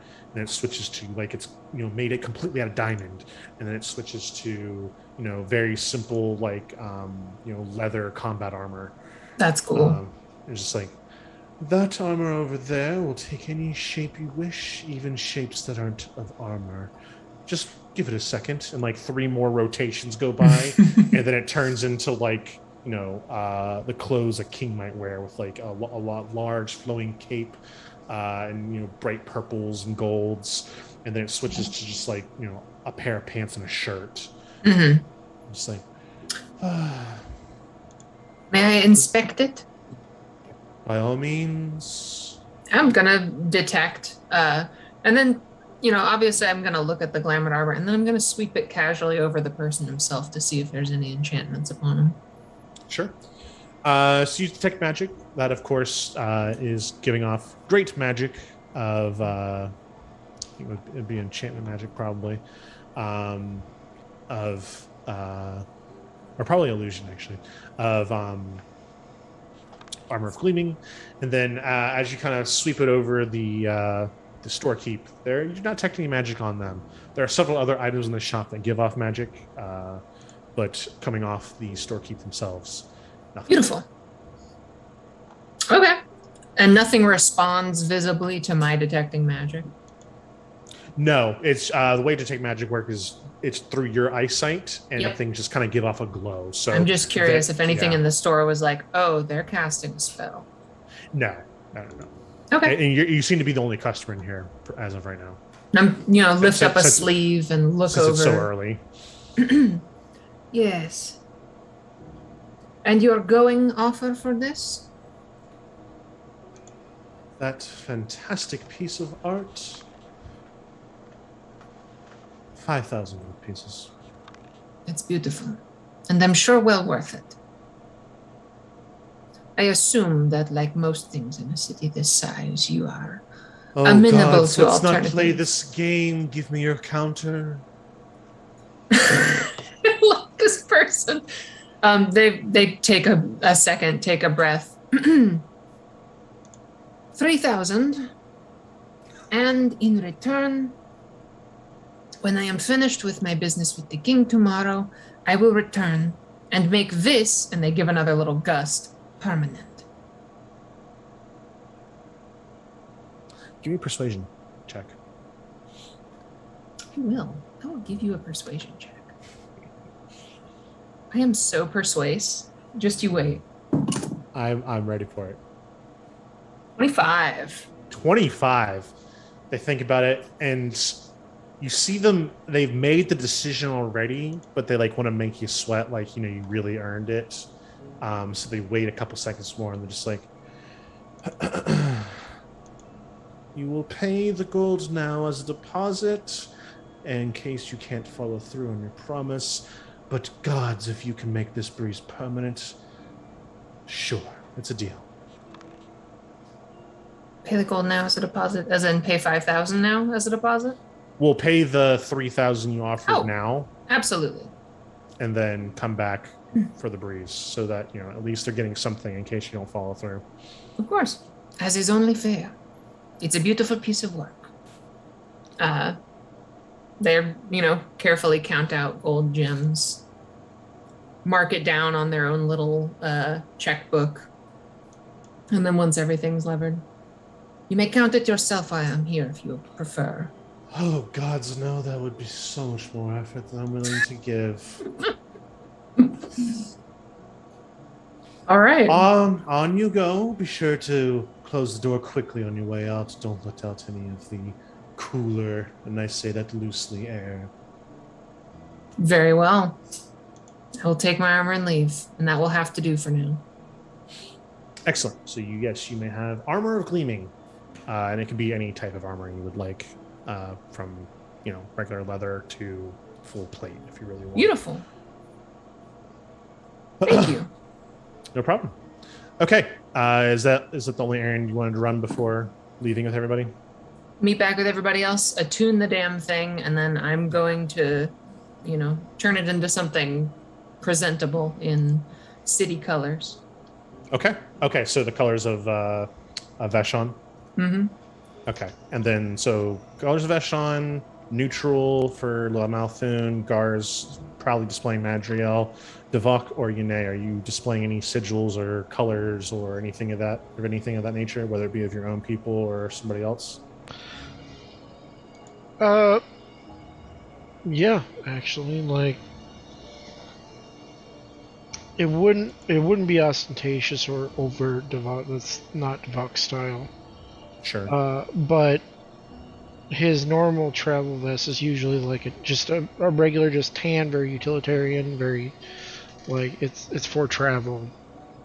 But since he is going to meet what he deems to be respectable, important people today, he will be wearing a vest and trousers that are traditionally his clan's colors. Okay. So it's going to be his clan is going to be black with red on the red fur on the outside, black on the inside, and then just white thread pinstriping. Okay. Around the leather. and that's going to be come in a vest and then matching pants. And then what's your tribe symbol? It would usually be a creature of some power, so like maybe like a griffin, a chimera, something like that. It would just Basilisk, kraken, Manticore. Manticore, Hydra, typical beasts or monstrosities of strength. you know what? Manticore. Yeah, let's do that. All right. Sounds like fun, and it yep. and it ties in well. Tarrasque. Perfect. Tarrasque.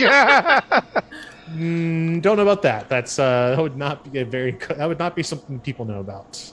It'd just be like a fairy tale essentially. Yanae, are you gonna wear the colors of Clan Fox? Honestly, I don't think there were any colors associated with that.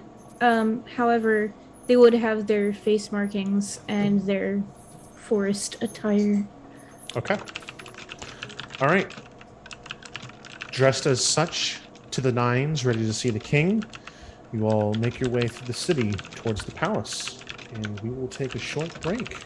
It is 11:37 right now. We will be back at 11:47 Eastern Standard Time to continue our story and meet the Black Dragon, King Verduke. Don't go anywhere. We'll be right back. Oh, yeah.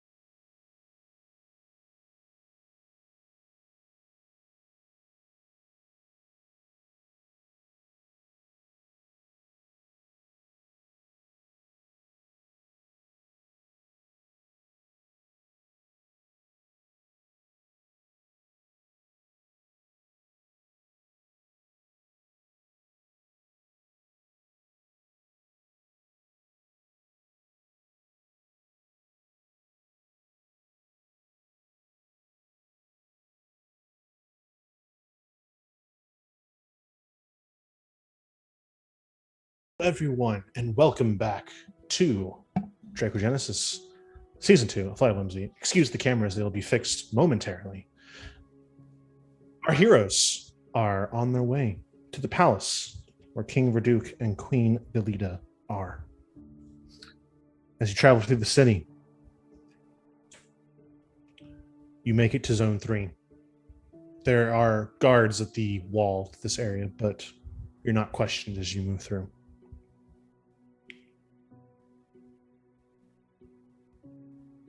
As you get closer and the palace is within sight, the palace itself on the outside is also the same blandness, the same utilitarianism. Bare, plain, gray walls.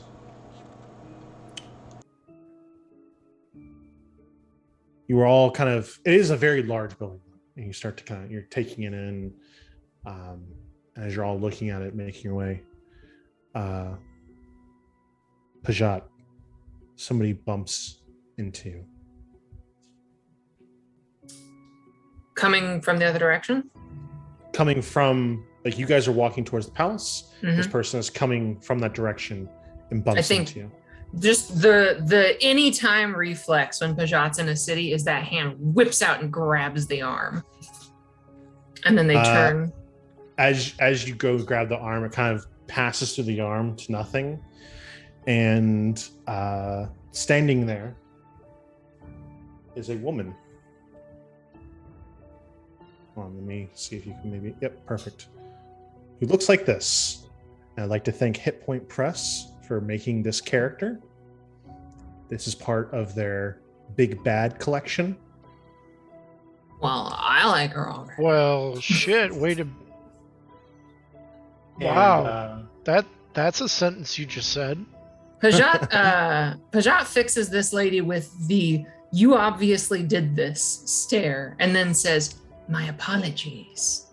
And as you're saying that, you recognize this person. You know them as Acadia, the Mirror Mage. My hand passed through their through. Ooh. And you see that they're slowly there's one and then there's two, and they kind of phase in and out of each other. And she's wearing her customary kind of Venetian ball gown, ball mask, and she just kind of gives you that smirk. I give a stiff little bow. And to what do I owe the honor? Seeker Pajat, it has been such a long time. Are you still nosing around bones and pretending to be doctor? I see you found a new group of suckers to believe whatever story you've told them. Hello, friends of the Seeker. Allow me to introduce myself. I am Acadia, the Mirror Mage. Oh, you should really look into one because your attitude's pretty ugly. Adorable. And you're here because... Oh, that's my own business, but I see that it might now involve you and my lovely friend from years, a lifetime past almost, the Seeker. Well, best of luck with whatever it is you're doing. I'm sure we'll see each other again. And as she walks away, kind of just like this full-on swagger, like, you know, I own this city kind of walk.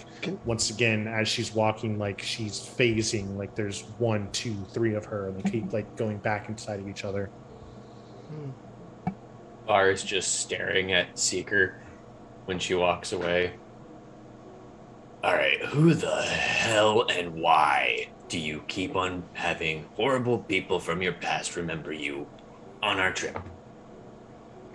I'm told I have a very distinctive face. Seeker, this would be someone from your time at school. Your time from when you earned the name Seeker. Mm-hmm. My business is my own. If it becomes pertinent, you will be informed.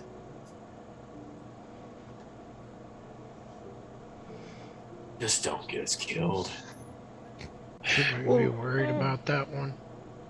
2 comments, if you don't mind. One, I believe I that do. well, I'll say it anyway. I believe that just became pertinent.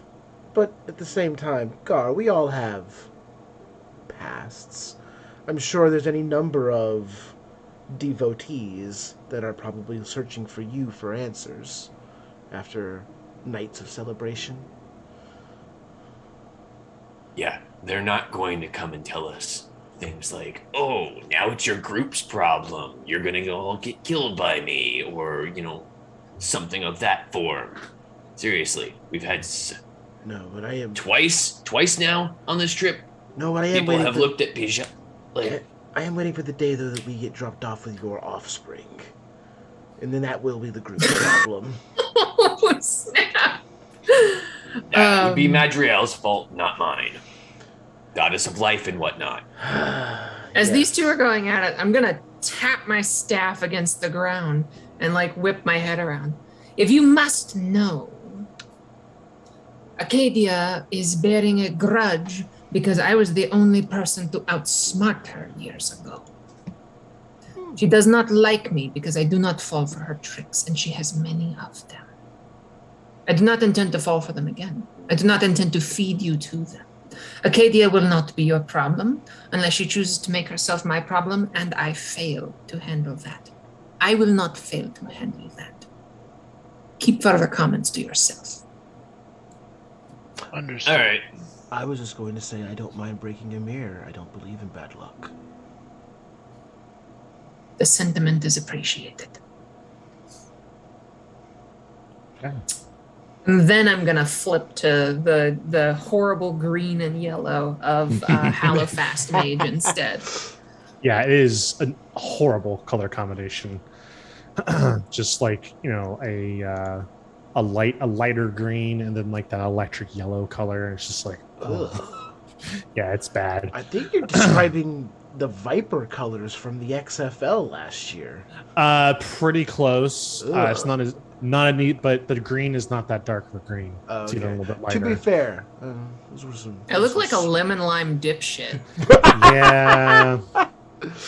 Yeah, some yellow mellow kind of thing going on. God. And our new sponsor. Yeah. Oh my God. If I may confide in the rest of you, as per my previous plan, if Acadia is involved in any way, I believe we will have to stop being quite so cautious and start being more ambitious. Otherwise, we will see that caution fail anyway. Keep your eyes open. That is all. Oh, I love ambition. Fine. Don't bonks him on the head with the staff. Don't get cocky. It's like asking Gar not to drink. Bonks Gar on the head. Do not drink on the job. You bonk him on his helmet. Clank. Long. And Gar looks at Yune. Hey, we're working now. And? You see? I have Gar very well trained, thank you. The Malthun is the problem now. Looks over at Seeker. I never drink on the job. Good boy. Let's go. And you do move closer to the palace. And as you get closer, you start to see that kind of dragon motif again. The main gates to the palace have large dragons at the top. Each of the spikes of the gate is actually a dragon tail. They're opened. You are escorted through by a pair of scales. As you get closer to the palace doors, there's the scenes of various dragons in flight and battling one another carved into the palace doors, and it's just very eye-rollingly on the nose. It's just kind of, the black dragon surrounds himself with dragon motifs. Yikes. You get to the front doors where there's 4 more scales. And at this point, the 2 that are escorting you go back to the gate. The 4 at the front door. Please, identify yourselves. Yes, hello. We are here to join in on the hunt for the king. Let us through. Thank you. Were we given an alibi by Colette? I'm just like, your names? The name of our city? Elysian. The Heroes of Elysian. And friends. They kind of pull out a small stack of papers.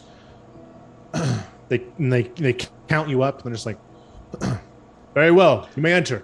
Good. Don't forget to add the and friends. That's why we're all going to get in. Good job. They just completely ignore you. Your sassiness is like above their pay grade. Like, they don't care. And they open the doors for you, and as you walk in, it's immediately different from the exterior. The interior is much warmer. It doesn't have that same drab military-esque look on the outside.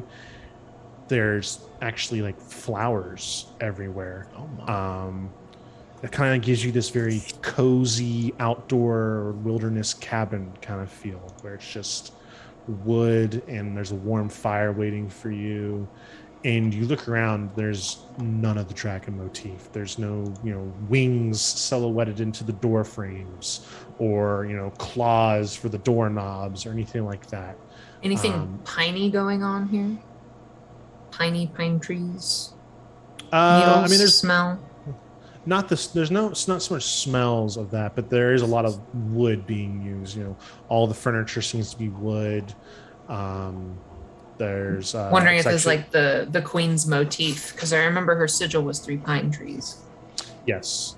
Yeah, as you're walking through, being led by some more of the scales that were on the inside, it feels, as much as it's a very large palace and you still get that feel from it, it still feels like a home. It feels like people live here. It's not just ostentatious and, gold and big chandeliers everywhere. It feels, cozy and, like someone wants you to feel at home while you're here. Finally, you are escorted to what is clearly the throne room.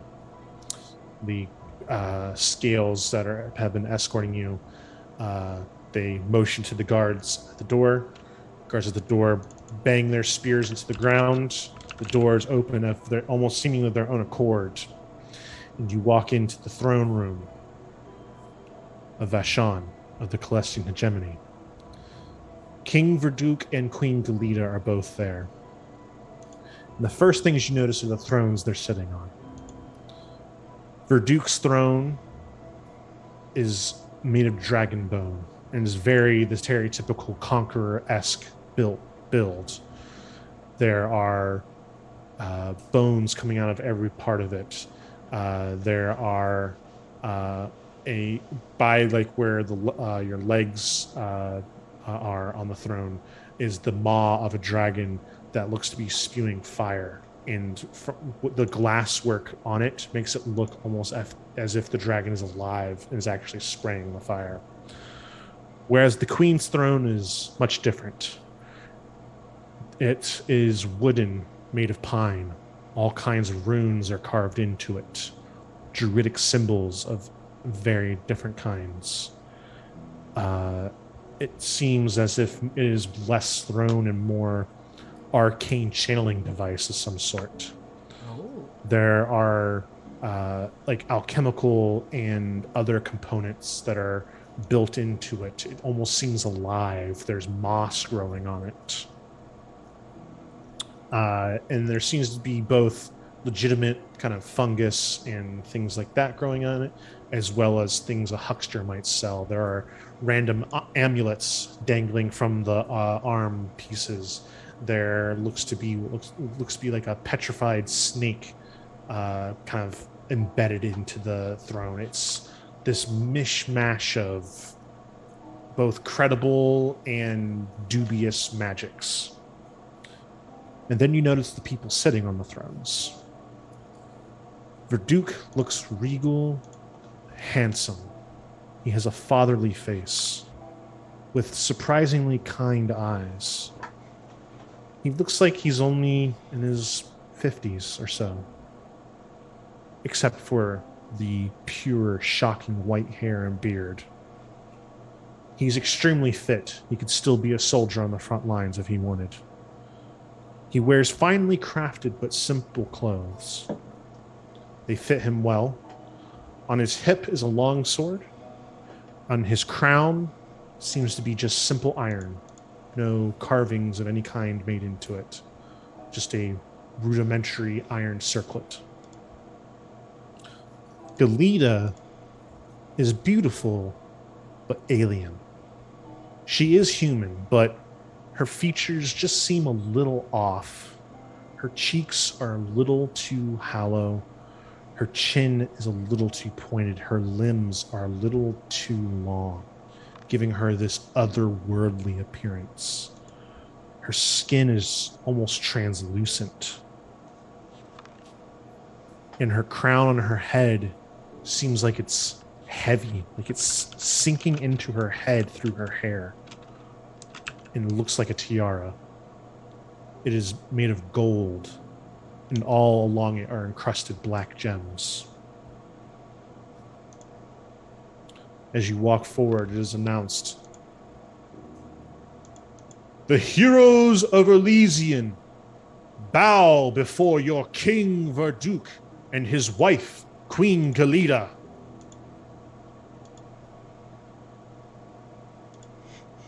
They're both still sitting in their thrones.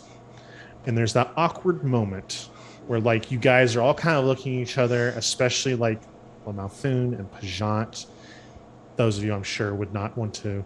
And you're thinking, man, would Dice Dad Games bow? Maybe we should bow.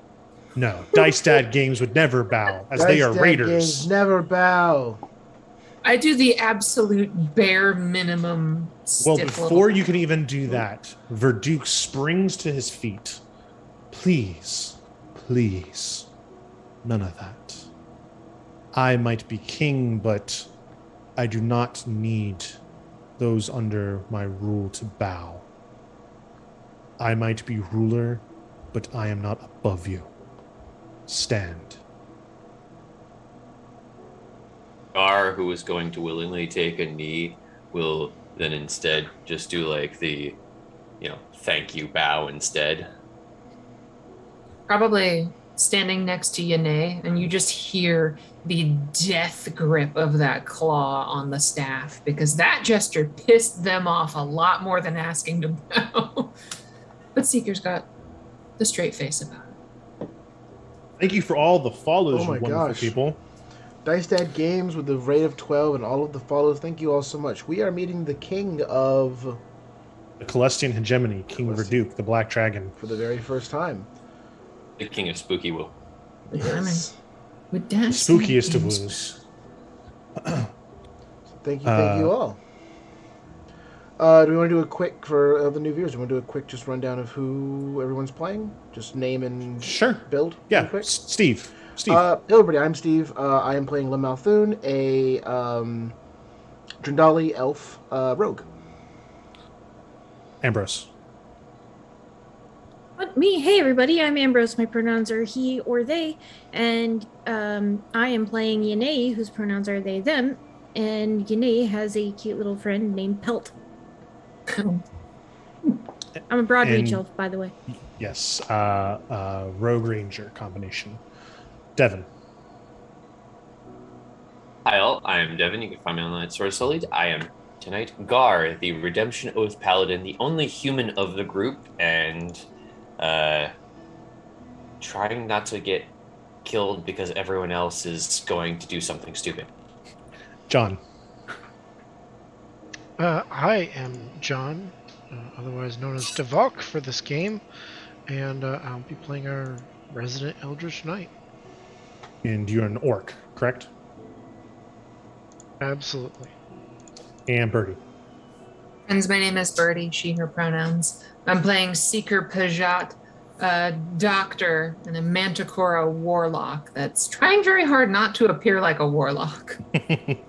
Very successful so far as well. And Spank My Betty with the gifted subs. Holy 10 gifted subs. Unbelievable. Thank you very much. That's amazing. And Oh my gosh, Betty. thank you so much, Betty. Thanks, Betty. Oh, and usually we Thank you have so much. usually we have an Akima with us who plays a death domain cleric, Hollow Legionnaire. Okay. Yes. So Verduke starts taking steps towards all of you and meets you kind of halfway. And he's just got this kind of big smile on his face. He's like, I've heard many great things about the heroes of Elysian. I think I have you to thank for the turnaround of New Veneer as a whole, even. It's been quite hard to get that territory of ours into proper order. It unfortunately has lapsed into a bit of crime, but I'm happy to meet the people that have worked so hard to mold it into something better. For that, I thank you. You have truly made the hegemony better. Out of character for a moment, because John's a little confused. That city's not actually part of his territory, is it? Yes, it is. So New Veneer is part of the Celestine hegemony, while each part of the hegemony has its own kind of ruler or prince that sees to the day-to-day kind of things. Each part of the hegemony, which includes like New Veneer, Celestia, Ankila, Legeni, places like that, they are all under King Verduke's rule, ultimately. Okay. Mm-hmm. I'm so happy to have you here. How was your journey coming all the way from Elysium?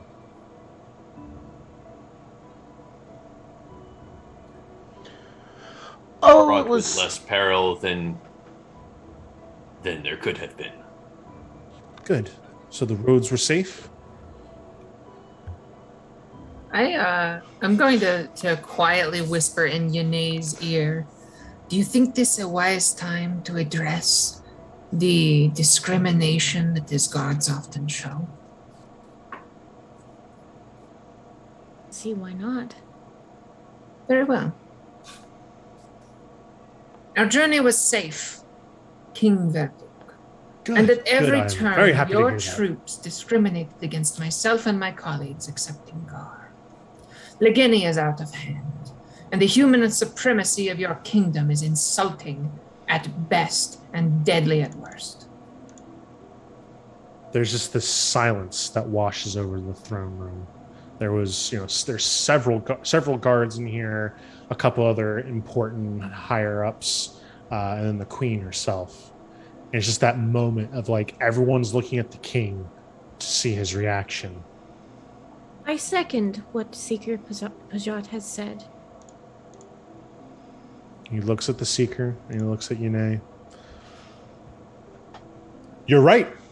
You're right, of course. There has become a bit of feeling of superiority among the humans of the hegemony.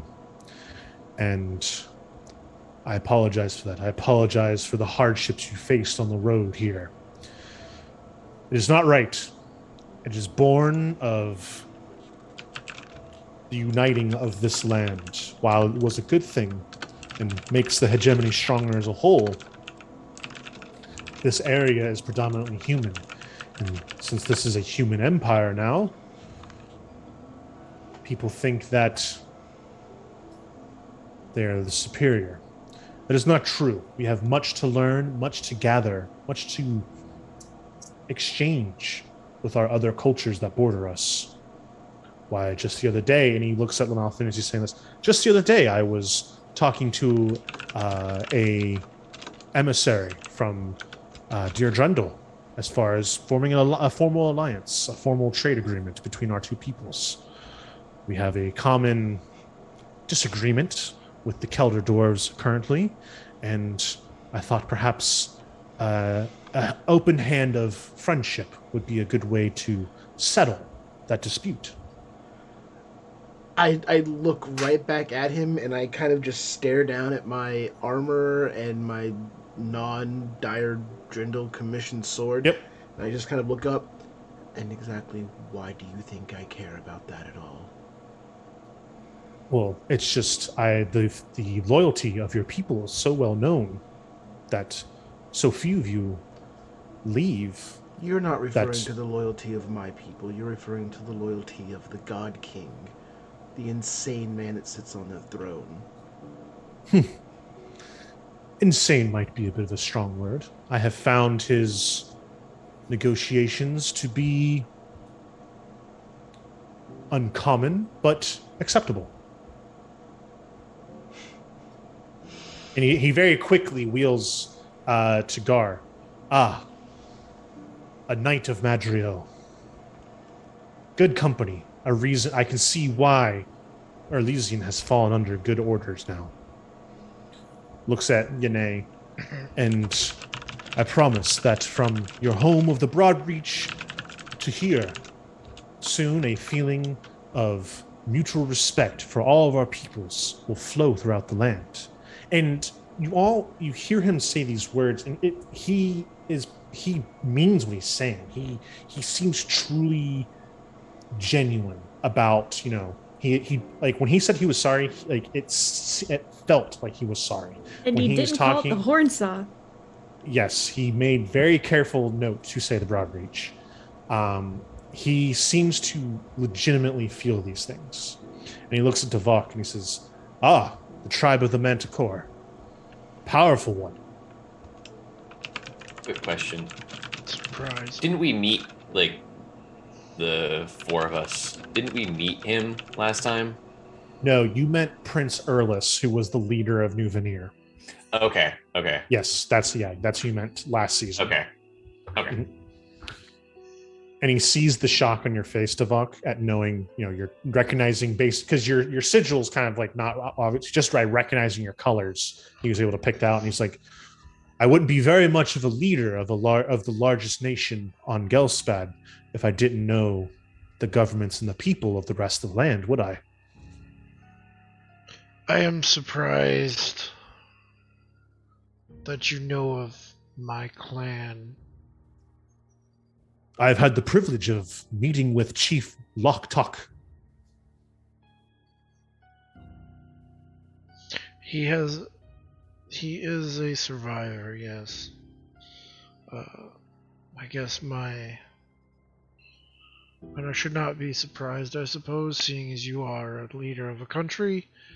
But it is surprising to me that you would know of a clan that has almost been wiped out.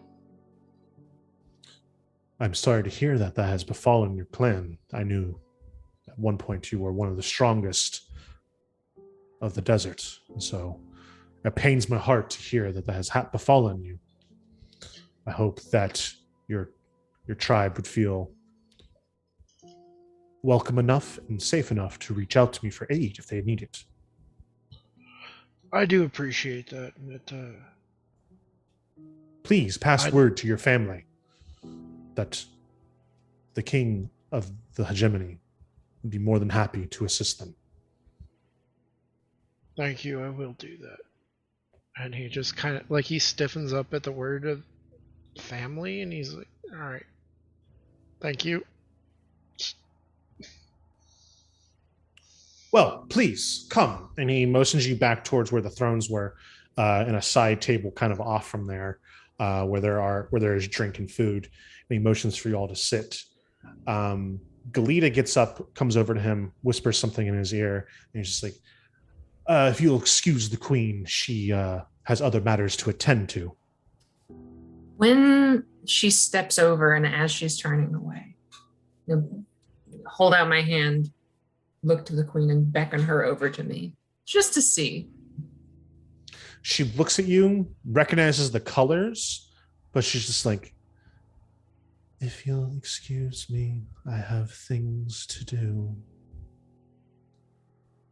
Just incline my head. So be it. A pleasure to meet all of you. And she does this very stiff bow and then turns and walks away. Verduke immediately kind of, I think now that pleasantries are in order, it's time to talk about this exciting adventure. Guards, please leave us. Do we appear to be the only group here for those? It does. When he says that, everyone clears out of the throne room, and it is now just you and the king. Okay.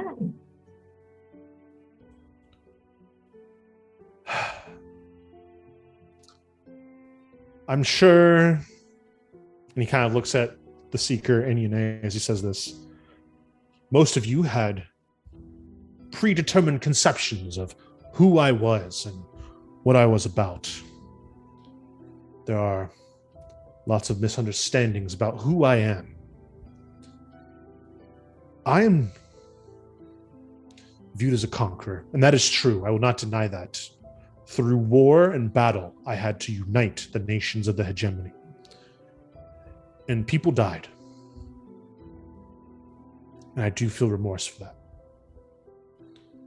But out of that is this hegemony, this strong nation, the strongest nation on Gelspad.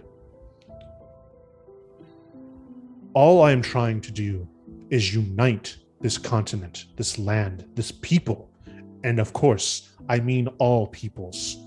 You know, taking his time to land on Lamalthun, Yune, Seeker, Davok, Sayana. I mean all peoples. I don't want the world to suffer another event like the Divine War, like the Bloodstorm, like the war of the remaining Titan spawn, of the unredeemed. I don't think our land, our peoples, can survive another event like that. There are still many parts of our continent that have not recovered, places that will be inhabitable for hundreds more years. There is an entire ocean that is blood.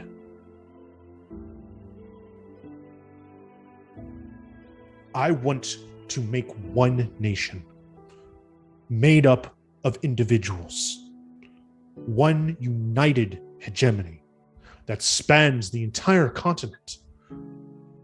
But each nation maintains its autonomy like it currently works now. Ankila, New Veneer,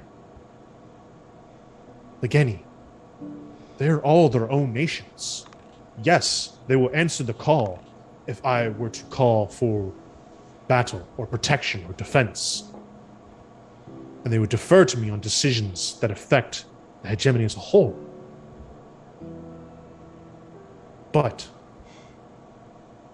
day to day, year to year, decade to decade, they rule themselves.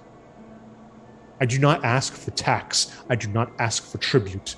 All I ask is that we put aside differences and work together. Look what I have done with the halflings. At one point, they were enslaved. By the humans, I will say. But they are free now. They have their own city-state. They run themselves. I would do that with all of the nations, all of the people. I would still like to insight, see if you can tell if this is a lie or not. Absolutely. Because that's something nobody has said so far about this, and Yeah. it is a 20 not natural. That's worse than that. 20 not natural. You're listening to the words the king is saying, and the passion he is putting behind those words is true. The feeling, the emotion is that of someone who has dreamed this dream for years and would want more than anything to make it reality.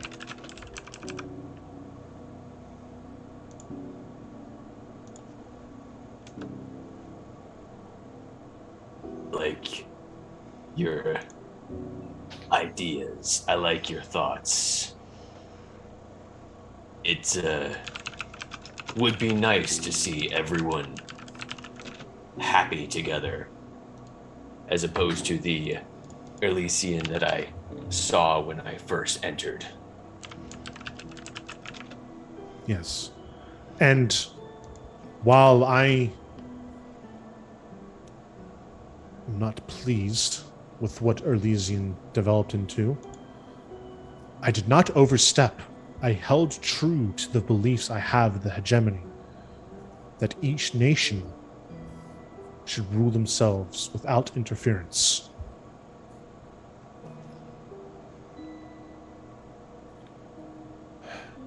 So, that leads me to why I have called heroes like yourselves for this journey, this adventure I have. I would do it myself, but unfortunately, time is finally catching up with me.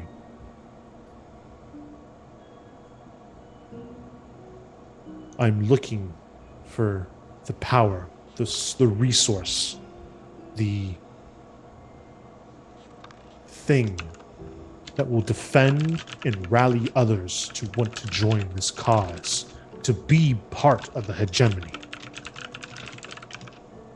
And I think I have finally found it. I was able to contact a plane hopper, a person who guides others and helps them find things across the many planes of existence. He is called the Navigator. I am sending you all under the Navigator's lead to the Blossoming Sea. There, you will search for the Drifting Isle. There is a power in that isle. Something wonderful. Something, if the stories are to be proven true, that makes dreams come true. I want you to find the isle. Figure out how to harness whatever power it is, or find a way to bring it here, or bring me there.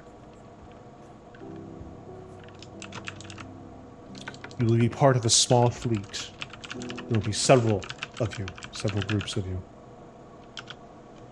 You will work together, led by the Navigator.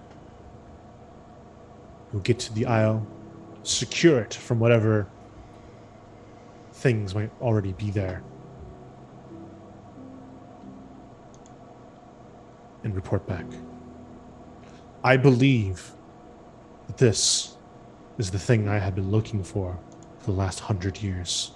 The thing that will finally bring lasting peace to Gelspad.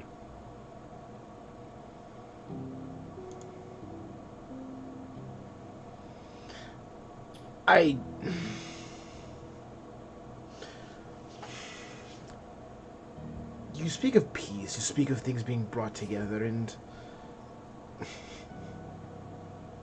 it's laughable. And why is that? Because what you're referring to is not peace.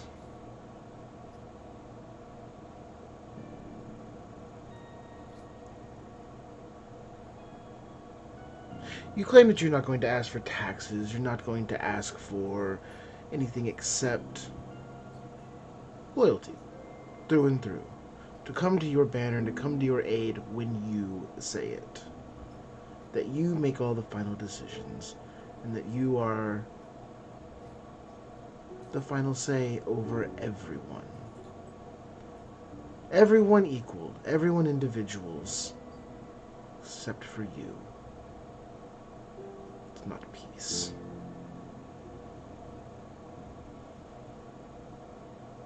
It's one man's peace. You mistake me. I do not think myself above anyone else. And in this grand dream I have, I am not the one standing over all others, dictating my law. I am the one that brings everyone together and then steps away. knowing that we have all found a common ground to stand on and will come together if necessary to prevent any destruction like the Divine War. My dream does not have me as God King. My dream does not have me as standing above all else on the highest peak of Gelspad, raining down my command to those below me. My dream has me finally resting out on the lake with just me and my queen. Then He's close to us, yeah? Yes. The king You're is all sitting right across the table. Yes, you were all sitting at a table together. While he's speaking, over the course of that, I want to be looking at the way his mouth moves. I want to be looking at the veins in his neck, studying the pattern of his breathing. I want to do a medicine check to see if I can determine, based on what's right in front of me, the state of his health.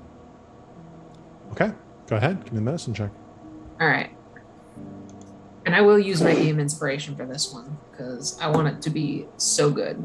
First roll, bad as hell. Second roll, 22. 22. Okay. With a 22 on a medicine check, the words are kind of washing over you, but you're picking up what he's saying. You don't really care about that. You are looking at the man himself. You look, there are no obvious veins bulging. There are no wrinkles on his face. There are no shadows underneath his eyes. His smile and his face seem bright. His words come out in a normal pattern of speech. He seems to have quite a bit of energy. If you didn't know any better, he looks like a healthy man in his late 30s. Looks like he's in his 50s, but in perfect physical condition. So I would estimate, based off of just seeing him, that he's probably 45 or so. Yeah. He seems to have, like, the energy he's speaking with and just kind of the presence he's giving off as he does this is that of a younger man, but, kind of, his hair and his beard and things like, the sag to his skin, about 45, yeah. So as he comes around to that line about, watching this new world in a house by the lake, Pajat's just going to say, "So what is killing you then?" He scrutinizes you.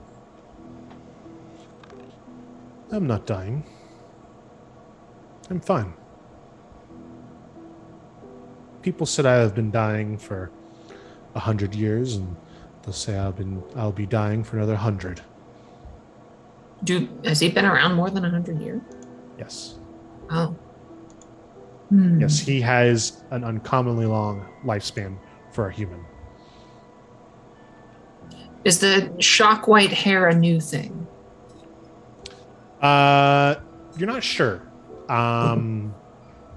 There's not a lot of pictures of the King of King Verduke.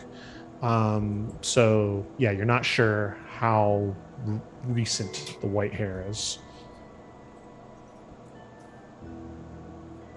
Huh. Okay, this is a question out of character I've been thinking about for a minute.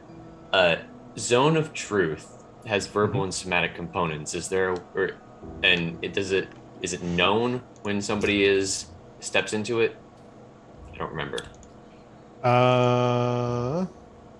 Or is it just the saving throw?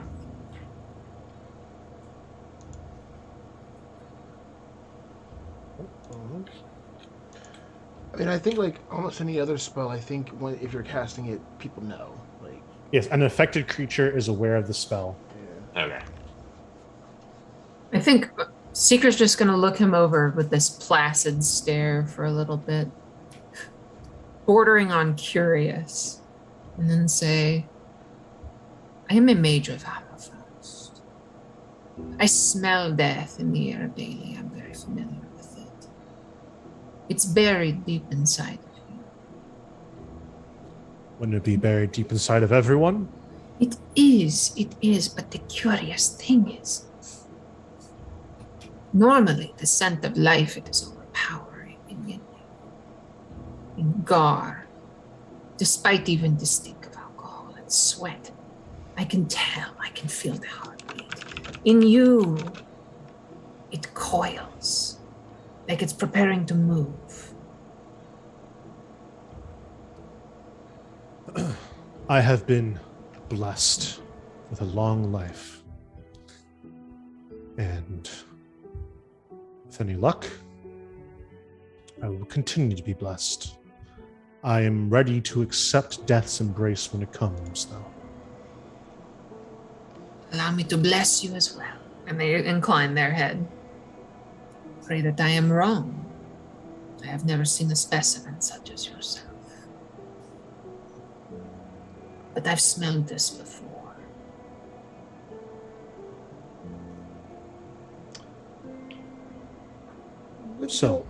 With your connection to your long life, I'm just merely curious. How close are you to a divine entity? I do not worship any one particular god more than the others. I thank Corian for each day. I pray to Idra that I can keep my wife happy. I pray to Madriel that I show the love and compassion needed to rule my people. And I pray to Ankili to keep my bets good on the horse races. A true believer in the Pantheon, how wonderful. I am not foolish enough to place them above anyone else. I am not without thinking that one day maybe the gods cause the next divine war with whatever entity they create that decides to up and overthrow them. That is why I want to create this nation so badly. I can't help but realize that you keep going back to this notion of not putting yourself or anyone above anyone else. You keep going back to this idea that everyone is equal and that everyone is on the same level. But these systems you make, I don't understand how you think that they're going to do that. Your comment before that you wanted to go and sit on the lake with your wife, how beautiful, how wonderful. I wish you many years with her, but you're even dumber than I thought if you think that's what you get to do. If you put this together, if you succeed, and then you leave, all you've done is set up the person behind you to do all those things you said wouldn't happen. What if there is no person behind me? You're going to dismantle governments and systems completely? Yes. And he just stares at you. You officially have my attention much more than you did a minute ago. I told you, this thing I have searched for many years grants dreams. That is my dream.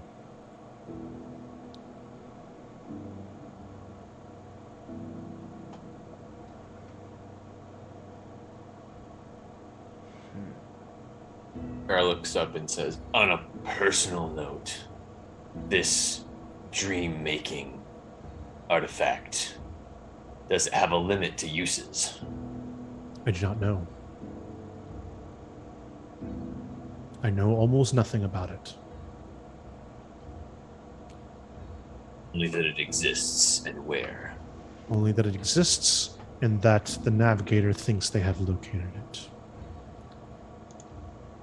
It may not even be on the Drifting Isle. It is possible the Drifting Isle is just the next step on a hunt that will take hundreds of years. I do not know what I ask you to accept to go on, how long of a journey it will take, where you will end up. But I think this is the right course of action.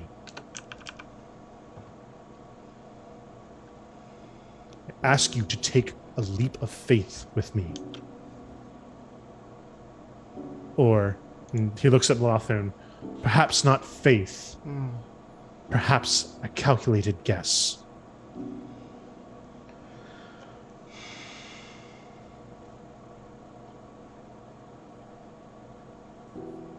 Ajat kind of looks around at the others just to gauge, how they're feeling about this. Can see the seed in Lamalthun of curiosity and displeasure. Can see Gar's dispassion, and I guess I really want to read just from looking at Duvok, from making eye contact and glancing to Yane and Sayana. One nod yes, two nods no, something like that. You could You look like you're buying this? You guys know each other well enough that if you wanted to pass on some form of very simplistic nonverbal communication, you all could. It's actually not even that hard for Duvok. Like, he's not trying to hide it at all. Because Duvok, for all of his character flaws, is a realist. And so, like, what you see on his face is his brow is...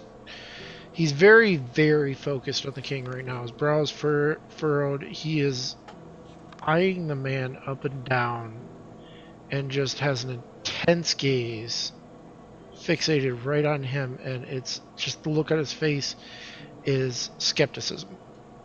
Just one word, skeptical. Okay. Yane.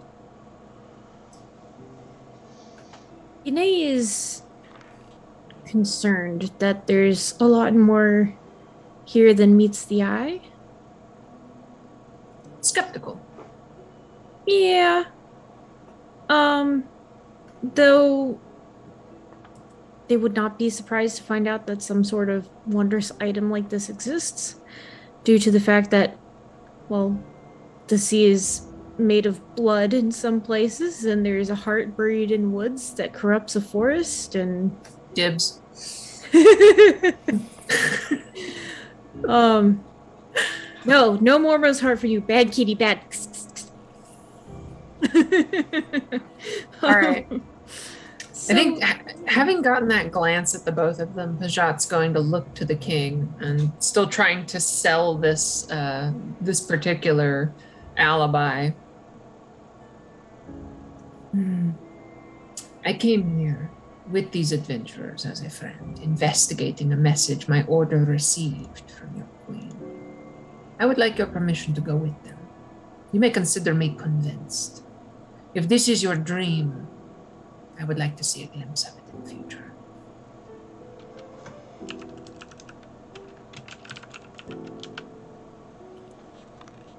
I'm sorry. The first part you said you want your permission to go with... To go with these folks. Trying to sell them on the fact that, I'm just a little Halifax mage. And these are just my buddies. Because I was here to see Galita, but this sounds juicy. Well, that's one. I can't speak for everyone. But I would be a hypocrite of my own making if I said I did not want a hand in this outcome.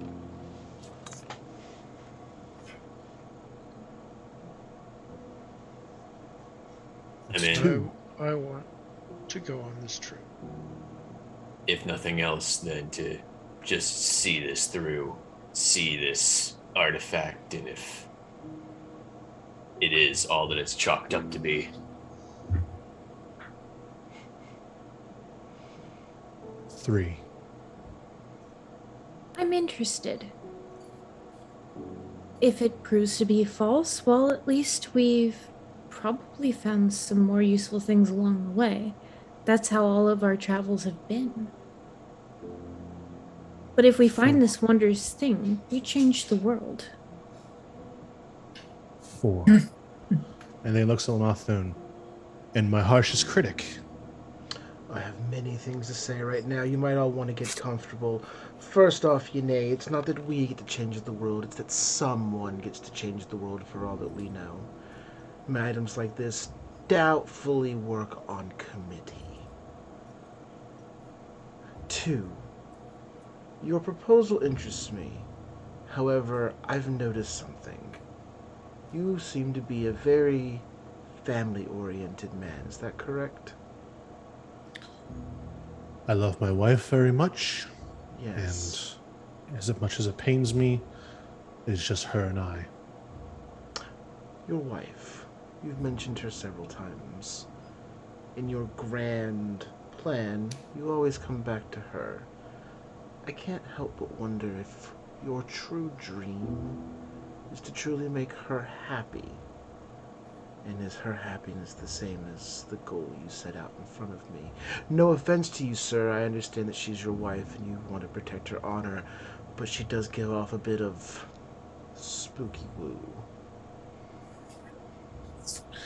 For the first time, the jolly kind of exuberant, happy, wanting to share this great idea he has with you person, there's the briefest of flashes of anger when you say that.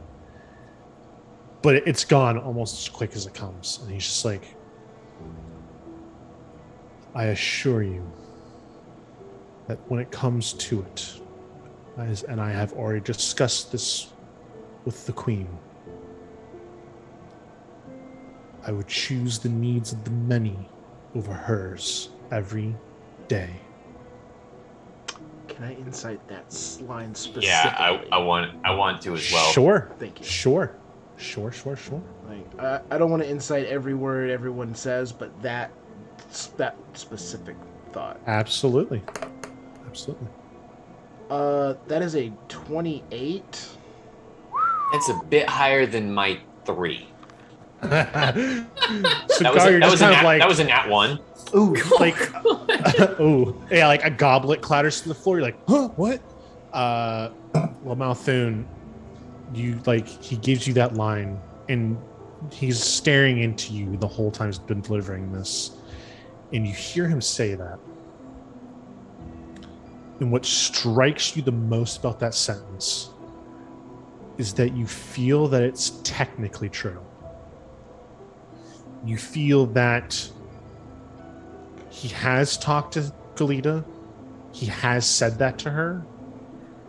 But almost as if no, not even that. Almost as if it wasn't the difficult conversation he's making it out that it was. Oh. Almost like it was just something like you dictated. Almost just like yeah, of course I would do this. Like, what do I care about her needs? Huh. We've learned previously that the common rumor is that he really does not care for his queen because she cannot give him a sire. That's right. I forgot about that part. Yeah, the joke is he gave her Galita's Grove as a wedding present because it's a desolate, useless piece of forest. Just barren. Yeah. Okay. Out of character, I double bird this king. All right. But his reaction was interesting. Okay. All right. I will join the investigation. His eyes light up and this boyish smile comes over his face. Excellent. Yes. Before you get too excited, I want to be very clear with you. If I think for 1 second that you're misleading me, you know where I stand. I'm not gonna lie to you, King. I will actually do the things I say. I assure you, everything I have said today is a truth. Let's see if it stays that way. And I'll just lean back and kind of exit the talk, having now agreed. Pajot leans back and they, steeple their horrible gauntlet against their claws. I'm realizing something. That whatever awaits us in this blossoming sea, whatever spooky woo we come across, it stands to reason that we will find much more than just this mysterious dream power. What are you going to do to help us prepare for that? Fantastic question. You're not the only group going. There will be 3 others. And you will all be led by the plane seeker, the plane hopper, the navigator. Also, I offer you, on the king's expense, arms and armament from the finest blacksmith in Inferno Alley. Look for Idalia. She is the best blacksmith in the alley. You will know her as she's the only female elf that blacksmiths. Any arms and armor you could want, you will have by order of the king. And at this point, Galita actually walks back in. And she kind of very mechanically walks over to all of you. And I would recommend you go to the lair. It is the Mage's College. There, find Zalmuth. And you each may procure 1 item from him. On the Queen's expense.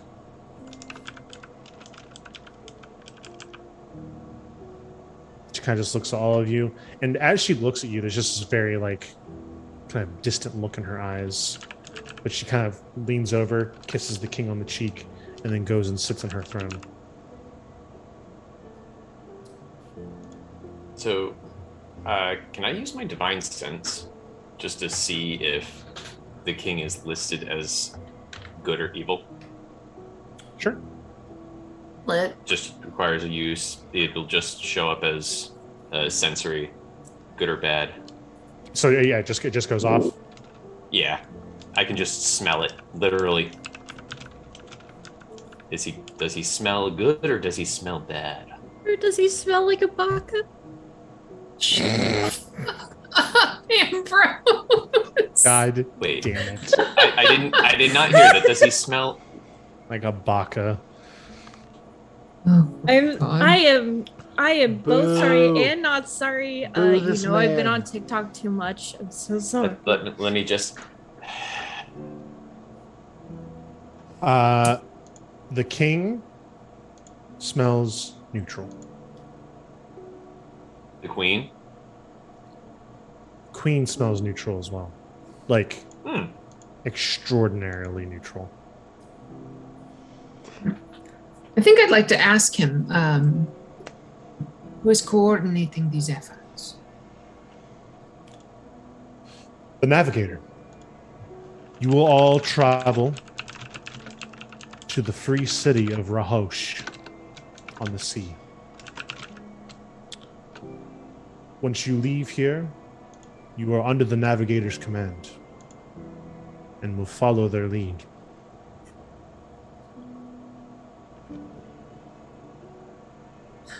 And can we speak to the navigator before the free city? No, they are already there. Then I would like to know from you exactly who these 3 other groups are and who's within them. I intend to do background research and make sure that they are trustworthy. I will provide you with any resources I find. Their intent is assured by my own word. I have talked to all of these groups and have found them right for this job. Like you found Lamaltun right for this job. Correct. I'm right for any job. Very well. I'll take you at your word. Sobriety. Are you hiring me to be sober?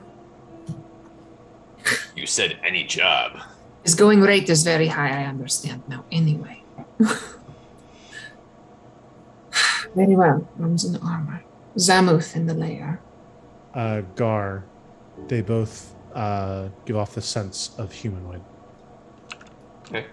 Humanoid, but not necessarily human. And we are not given any other information about these groups. By your divine card. You'll meet them soon enough. I trust you will all play nice. I can assume the Mage Acadia is in one of these groups. You could assume that correctly. Wonderful. We work very well together. I'm looking forward to seeing her again. I'm happy to hear that. I must say, you have all made me the happiest I have been in a long time. Now, I do not wish to be rude, but I do have other appointments to keep. I would like a favor. Not that you haven't offered so much already. If it is within my power to grant, I will do it. I wish to see the garden. Of course. The A simple Queen's. enough request. By all means. I will have one of the guards take you there as soon as you would leave. Thank you. I think I will take your lovely wife's advice. I'm off to see some mages. Have a wonderful day, Your Highness. King Verduke will do. And I must apologize for all the dragon theme throughout the city. The citizens insisted upon it, and I assure you, I am not vain enough to name every tavern in the city after myself. Insight check. Sure. Sure. Oh, man. Gar will end by saying, I too will follow Lamaltun, and until we meet again, friend. With a 4? Yeah, no, I mean, hasn't lied up until this point. Why would he lie now? 4. Oh, I think by way of saying goodbye, I'm going to stand, incline my head, again, the bare minimum to Verduke, and then go and kneel before the Queen's throne and hold out the letter that I got with her seal on it. Oh. Oh.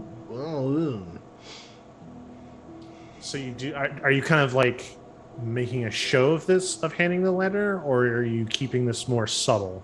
Subtle, just to be polite. Just, the customary bow, request to approach, and then handing it over. Up until like the bow, you walking up to her, up until when you pull out the letter, she's just kind of like staring straight forward. But as soon as you pull out the letter, just the quickest, jerkiest action she's done. She kind of like, almost like a karate chop motion, just like swings her hand over her arm, over your hand, excuse me, and you feel the letter being just like ripped out of your hand. And then she just ever so slightly moves her head down to you. Thank you.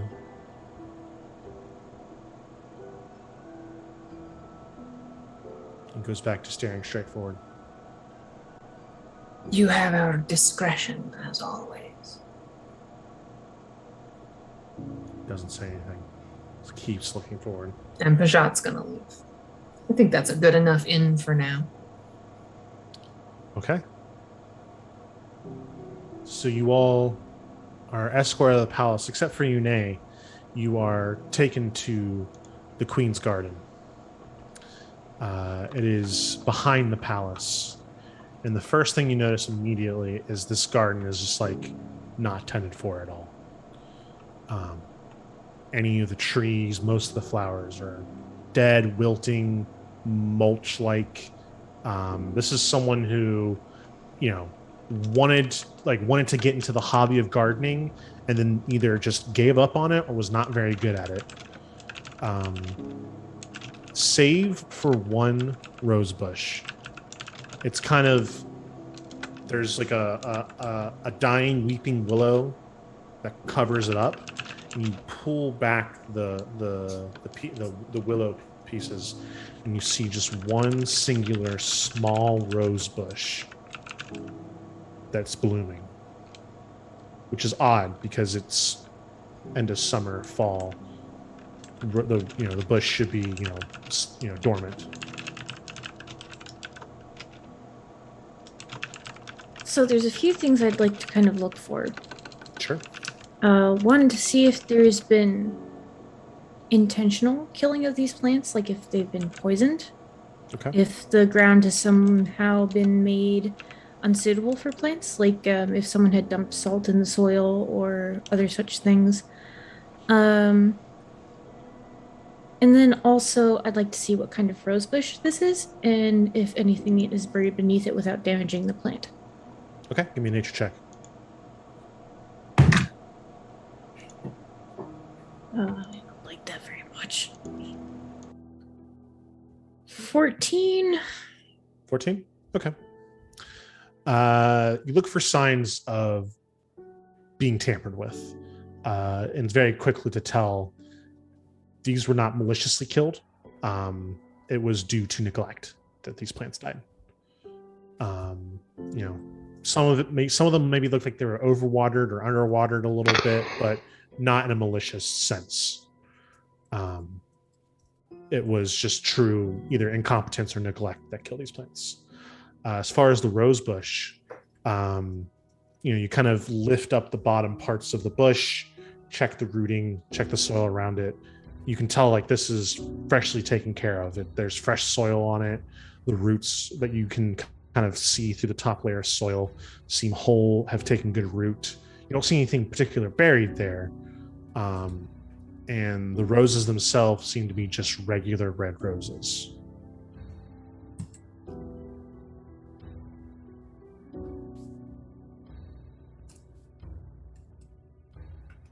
The time of year. I don't... Is there any way I could feel if there's some form of divine influence or magic? You can give me either religion or arcana check. Both of those are +0, so let's see how this goes. He's like, it looks like a plant, because I rolled 5. Yep, can't sense any magic of any kind, whether it be arcane or divine on this plant. I make a note to bring one of my magical peeps back here. Sure. Okay, you were very easily enough able to catch up with the rest of the group in time as they're finishing walking down the palace steps. All of you kind of comparing that encounter with the king, maybe not quite what you all thought it would be. And as you start making your way either to Inferno Alley or the lair, the mages call it, the War Mage College, whichever it is you would prefer, there is a hail further down the street. Loud as day, pierces through the sound of the crowds. Well, Gareth of the Order of Iron, my, it is quite good to see you. And they are looking and pointing directly at Gar. Fuck. And that's where we'll end for the night. Oh, So it finally comes out, old man. You guys don't know Jack. No, we know Gar. No, Yes. we You don't know know Gar. Gar. You know Gar, and somebody is very loudly exclaiming, "Gareth of the Iron Order! It has been a long time." Right. Yep. In retrospect, a Juicy. bit of retcon. Can I have like grabbed a rose Sure. off of there? Okay, cool. Thank you. All right. The Iron Order. Yeah, if Hey, you- what's your the name? Iron. Oh, you can call me Gar. Like I didn't catch that every time you said it. If you guys want, you could look up what the Iron Order is. It is well known enough that you would, if someone said they were part of the Iron Order, you would know what that is. But yes, unfortunately, our time is at a close for tonight. It's been a pleasure telling the story to you, listener. We hope you enjoyed what you saw and heard as much as we enjoyed performing it for you. I'd like to once again thank Onyx Path Publishing, Astral Tabletop, and Vinsvet. A special shout out goes to all of our Patreon subscribers, Twitch subscribers, and to you, lovely audience, for joining us on this wonderful trip through the Scarred Lands. Don't forget to follow and subscribe to us on Twitch. It is September, so mash that subscribe button, hit the gift sub button, take advantage of the 20% off all subscriptions. And remember, you can also use your free sub you get with Amazon. Check out our works on GM's Guild and Drive-Thru RPG. Get some bodacious merch on our merch store. Join our Discord to be part of the best community on the internet. And finally, don't forget to love one another. Let's hear from our players now. Once again, your name, handle, character, and where people can find you outside of Vorpal Tales. Hello, everybody. I am Steve. Pronouns are he, him. You can find me all over the internet at Voodoo Arcade. Tonight I played Lamalthoon, who's going to make some very poor life decisions very, very quickly. And really, outside of Vorpal Tales, don't do much, so find me here. Next time you will find me will be, I believe, this Sunday for Starlight and Smoke, which is fastly approaching its season finale. Watch me play Nora, the former judge turned Sabbat vampire turned vampire mommy who has to watch over all these troublemakers in my cabal, or whatever we call a Sabbat group. Pack. A pack. Pack. Pack. Go, Pack. go, Pac, go. All right. Hey, you volunteered to be the priest. I did. I can see Stolen Fire's chastising me. Yes, I know. I did volunteer to be the priest, and it is a pack. I apologize for the error. okay, and I will save Steve from his blunder by being John. And I am J3 Billion on all of the interwebs, and you can catch me next time on the Sunday. We're going to do some Fiasco right before Starlight and Smoke, so tune in at 4 o'clock. Should be fun. And hi, friends. My name is Birdie. She, her pronouns. I've been playing Pajot with the they, thems. I am going to be here next week, and that is the only way you will find me outside of the Vorpal Tales Discord, which, new people, I do highly encourage you to join. We have fun. Just wait till you get sick of me. Hey everybody, I've really enjoyed playing Yunei for you, and I go back to being Ambrose, because it me am changeling. You can find me as that all over the interwebs and on Etsy at Neat & Co Designs, because I've got stickers, my friends. And now I return to being a pair of elf ears and a wig and a trench coat. And hello all, I am Devin. You can find me online at Sort of Sullied, and I have been Gareth, but you can call me Gar. And next time you'll see me will be Monday for Delta Green. Awesome. Now, for our true fans, we shall vote. Our players will each nominate one other player, but new to Vorpal Tales, you, the audience, can also vote for your favorite player tonight. We shall tally the votes in chat after we sign off and award our players appropriately. So, players, please take turns being excellent to one another. And I just want to say to all of the people who rated and stuck with us to the end, first off, thank you. We're already getting some people in the Discord.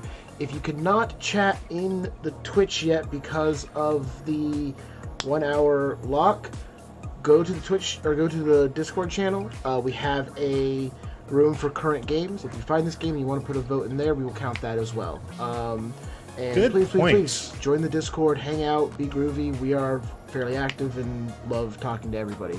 Okay, thank you all. Oh hey, all of the people who rated and hung out with Dice Dad Games can now chat. So thank you guys for sticking around. You're all awesome. Okay, so my vote tonight goes to. Oh man.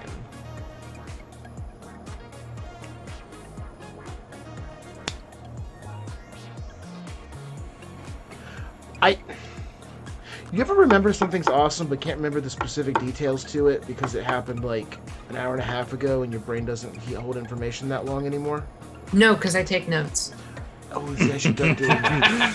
John. Oh, shit. Back at the tavern, the bar, your scene was awesome. I loved watching that play out. I can't reference a specific thing because it happened 1,000 hours ago with the way tonight went. But I love that scene, so I wanted to give it to you. Oh, thank you. It's a good scene. Thank you very much.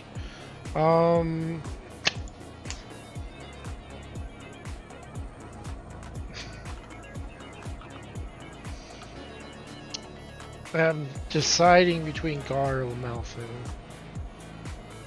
I'm deciding between everybody. Everybody had a great night tonight. God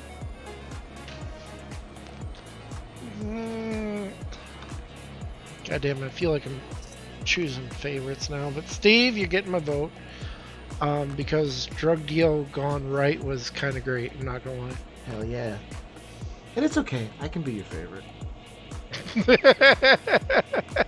Fair. They'll just drug you later.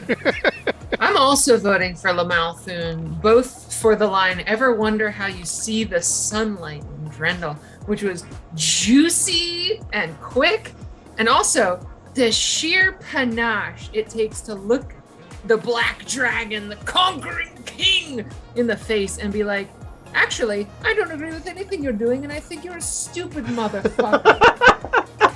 Fucking fantastic. 10 points. All my points. You were over the top, and it was great. I vote for everyone, but I cannot, alas. I'm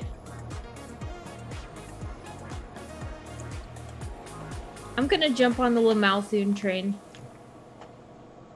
Whoa, that makes everyone. I mean, give credit where credit is due, but I would really like to give a shout out to Birdie for that amazing scene that we had outside. That was really just fun. A great scene. That was It very, really very fun. Yeah. It made me happy. Okay. Yeah, all those moments and many more were quite amazing tonight. I have been Patty Shakes _, and I encourage you to please watch Wolfen's other shows, which include, if you're interested in awesome adventures like tonight, Star Trek Season 1 finale is next Thursday. Scarland Dracogenesis, this game is every Friday. And beginning the 25th of this month, Dungeons & Dragons Ruination every Saturday at 7 p.m. And we have Fiasco on Sundays. If you're more into spooky, terrifying... Yes, Steve? This Ruination game, what version of Dungeons & Dragons is that? I believe it's 5e. Oh, is that not the AD&D game? No, that is the game that is... That's got it. Nope. Yes. Yep. I don't want to spoil too course, much, but of course. yes, yep. If terrifying tales and spooky adventures are more your scene, then we offer the finale of Starlight and Smoke this Sunday. Beginning the 19th, Cult Divinity Lost, Phantasmagoria, that's a great name. Delta Green, a dirge for the end of the world every Monday starting at 8. Mythos World, Nameless, every Monday starting at 11:55 p.m. for you late birds and your West Coasters. Black Void, Under Nebulous Skies, every Tuesday at 8. Actung Cthulhu, a 2D20 system every Wednesday at 8, run by the fantastic Space War Pajamas. Defiance, every Thursday at 5 p.m. And beginning the 23rd, Pathfinder 2e, Undying, every Thursday at 10. And for the next 2 Saturdays, End Times at 7 p.m. We hope you enjoyed our story tonight. We look forward to seeing you in the future to continue this tale. Until next time, may Corian light your way. Stay safe, stay awesome, stay adventurous. Make good choices. Wear a mask. Wear a fucking mask. Why does 42-minute flight. Wear it.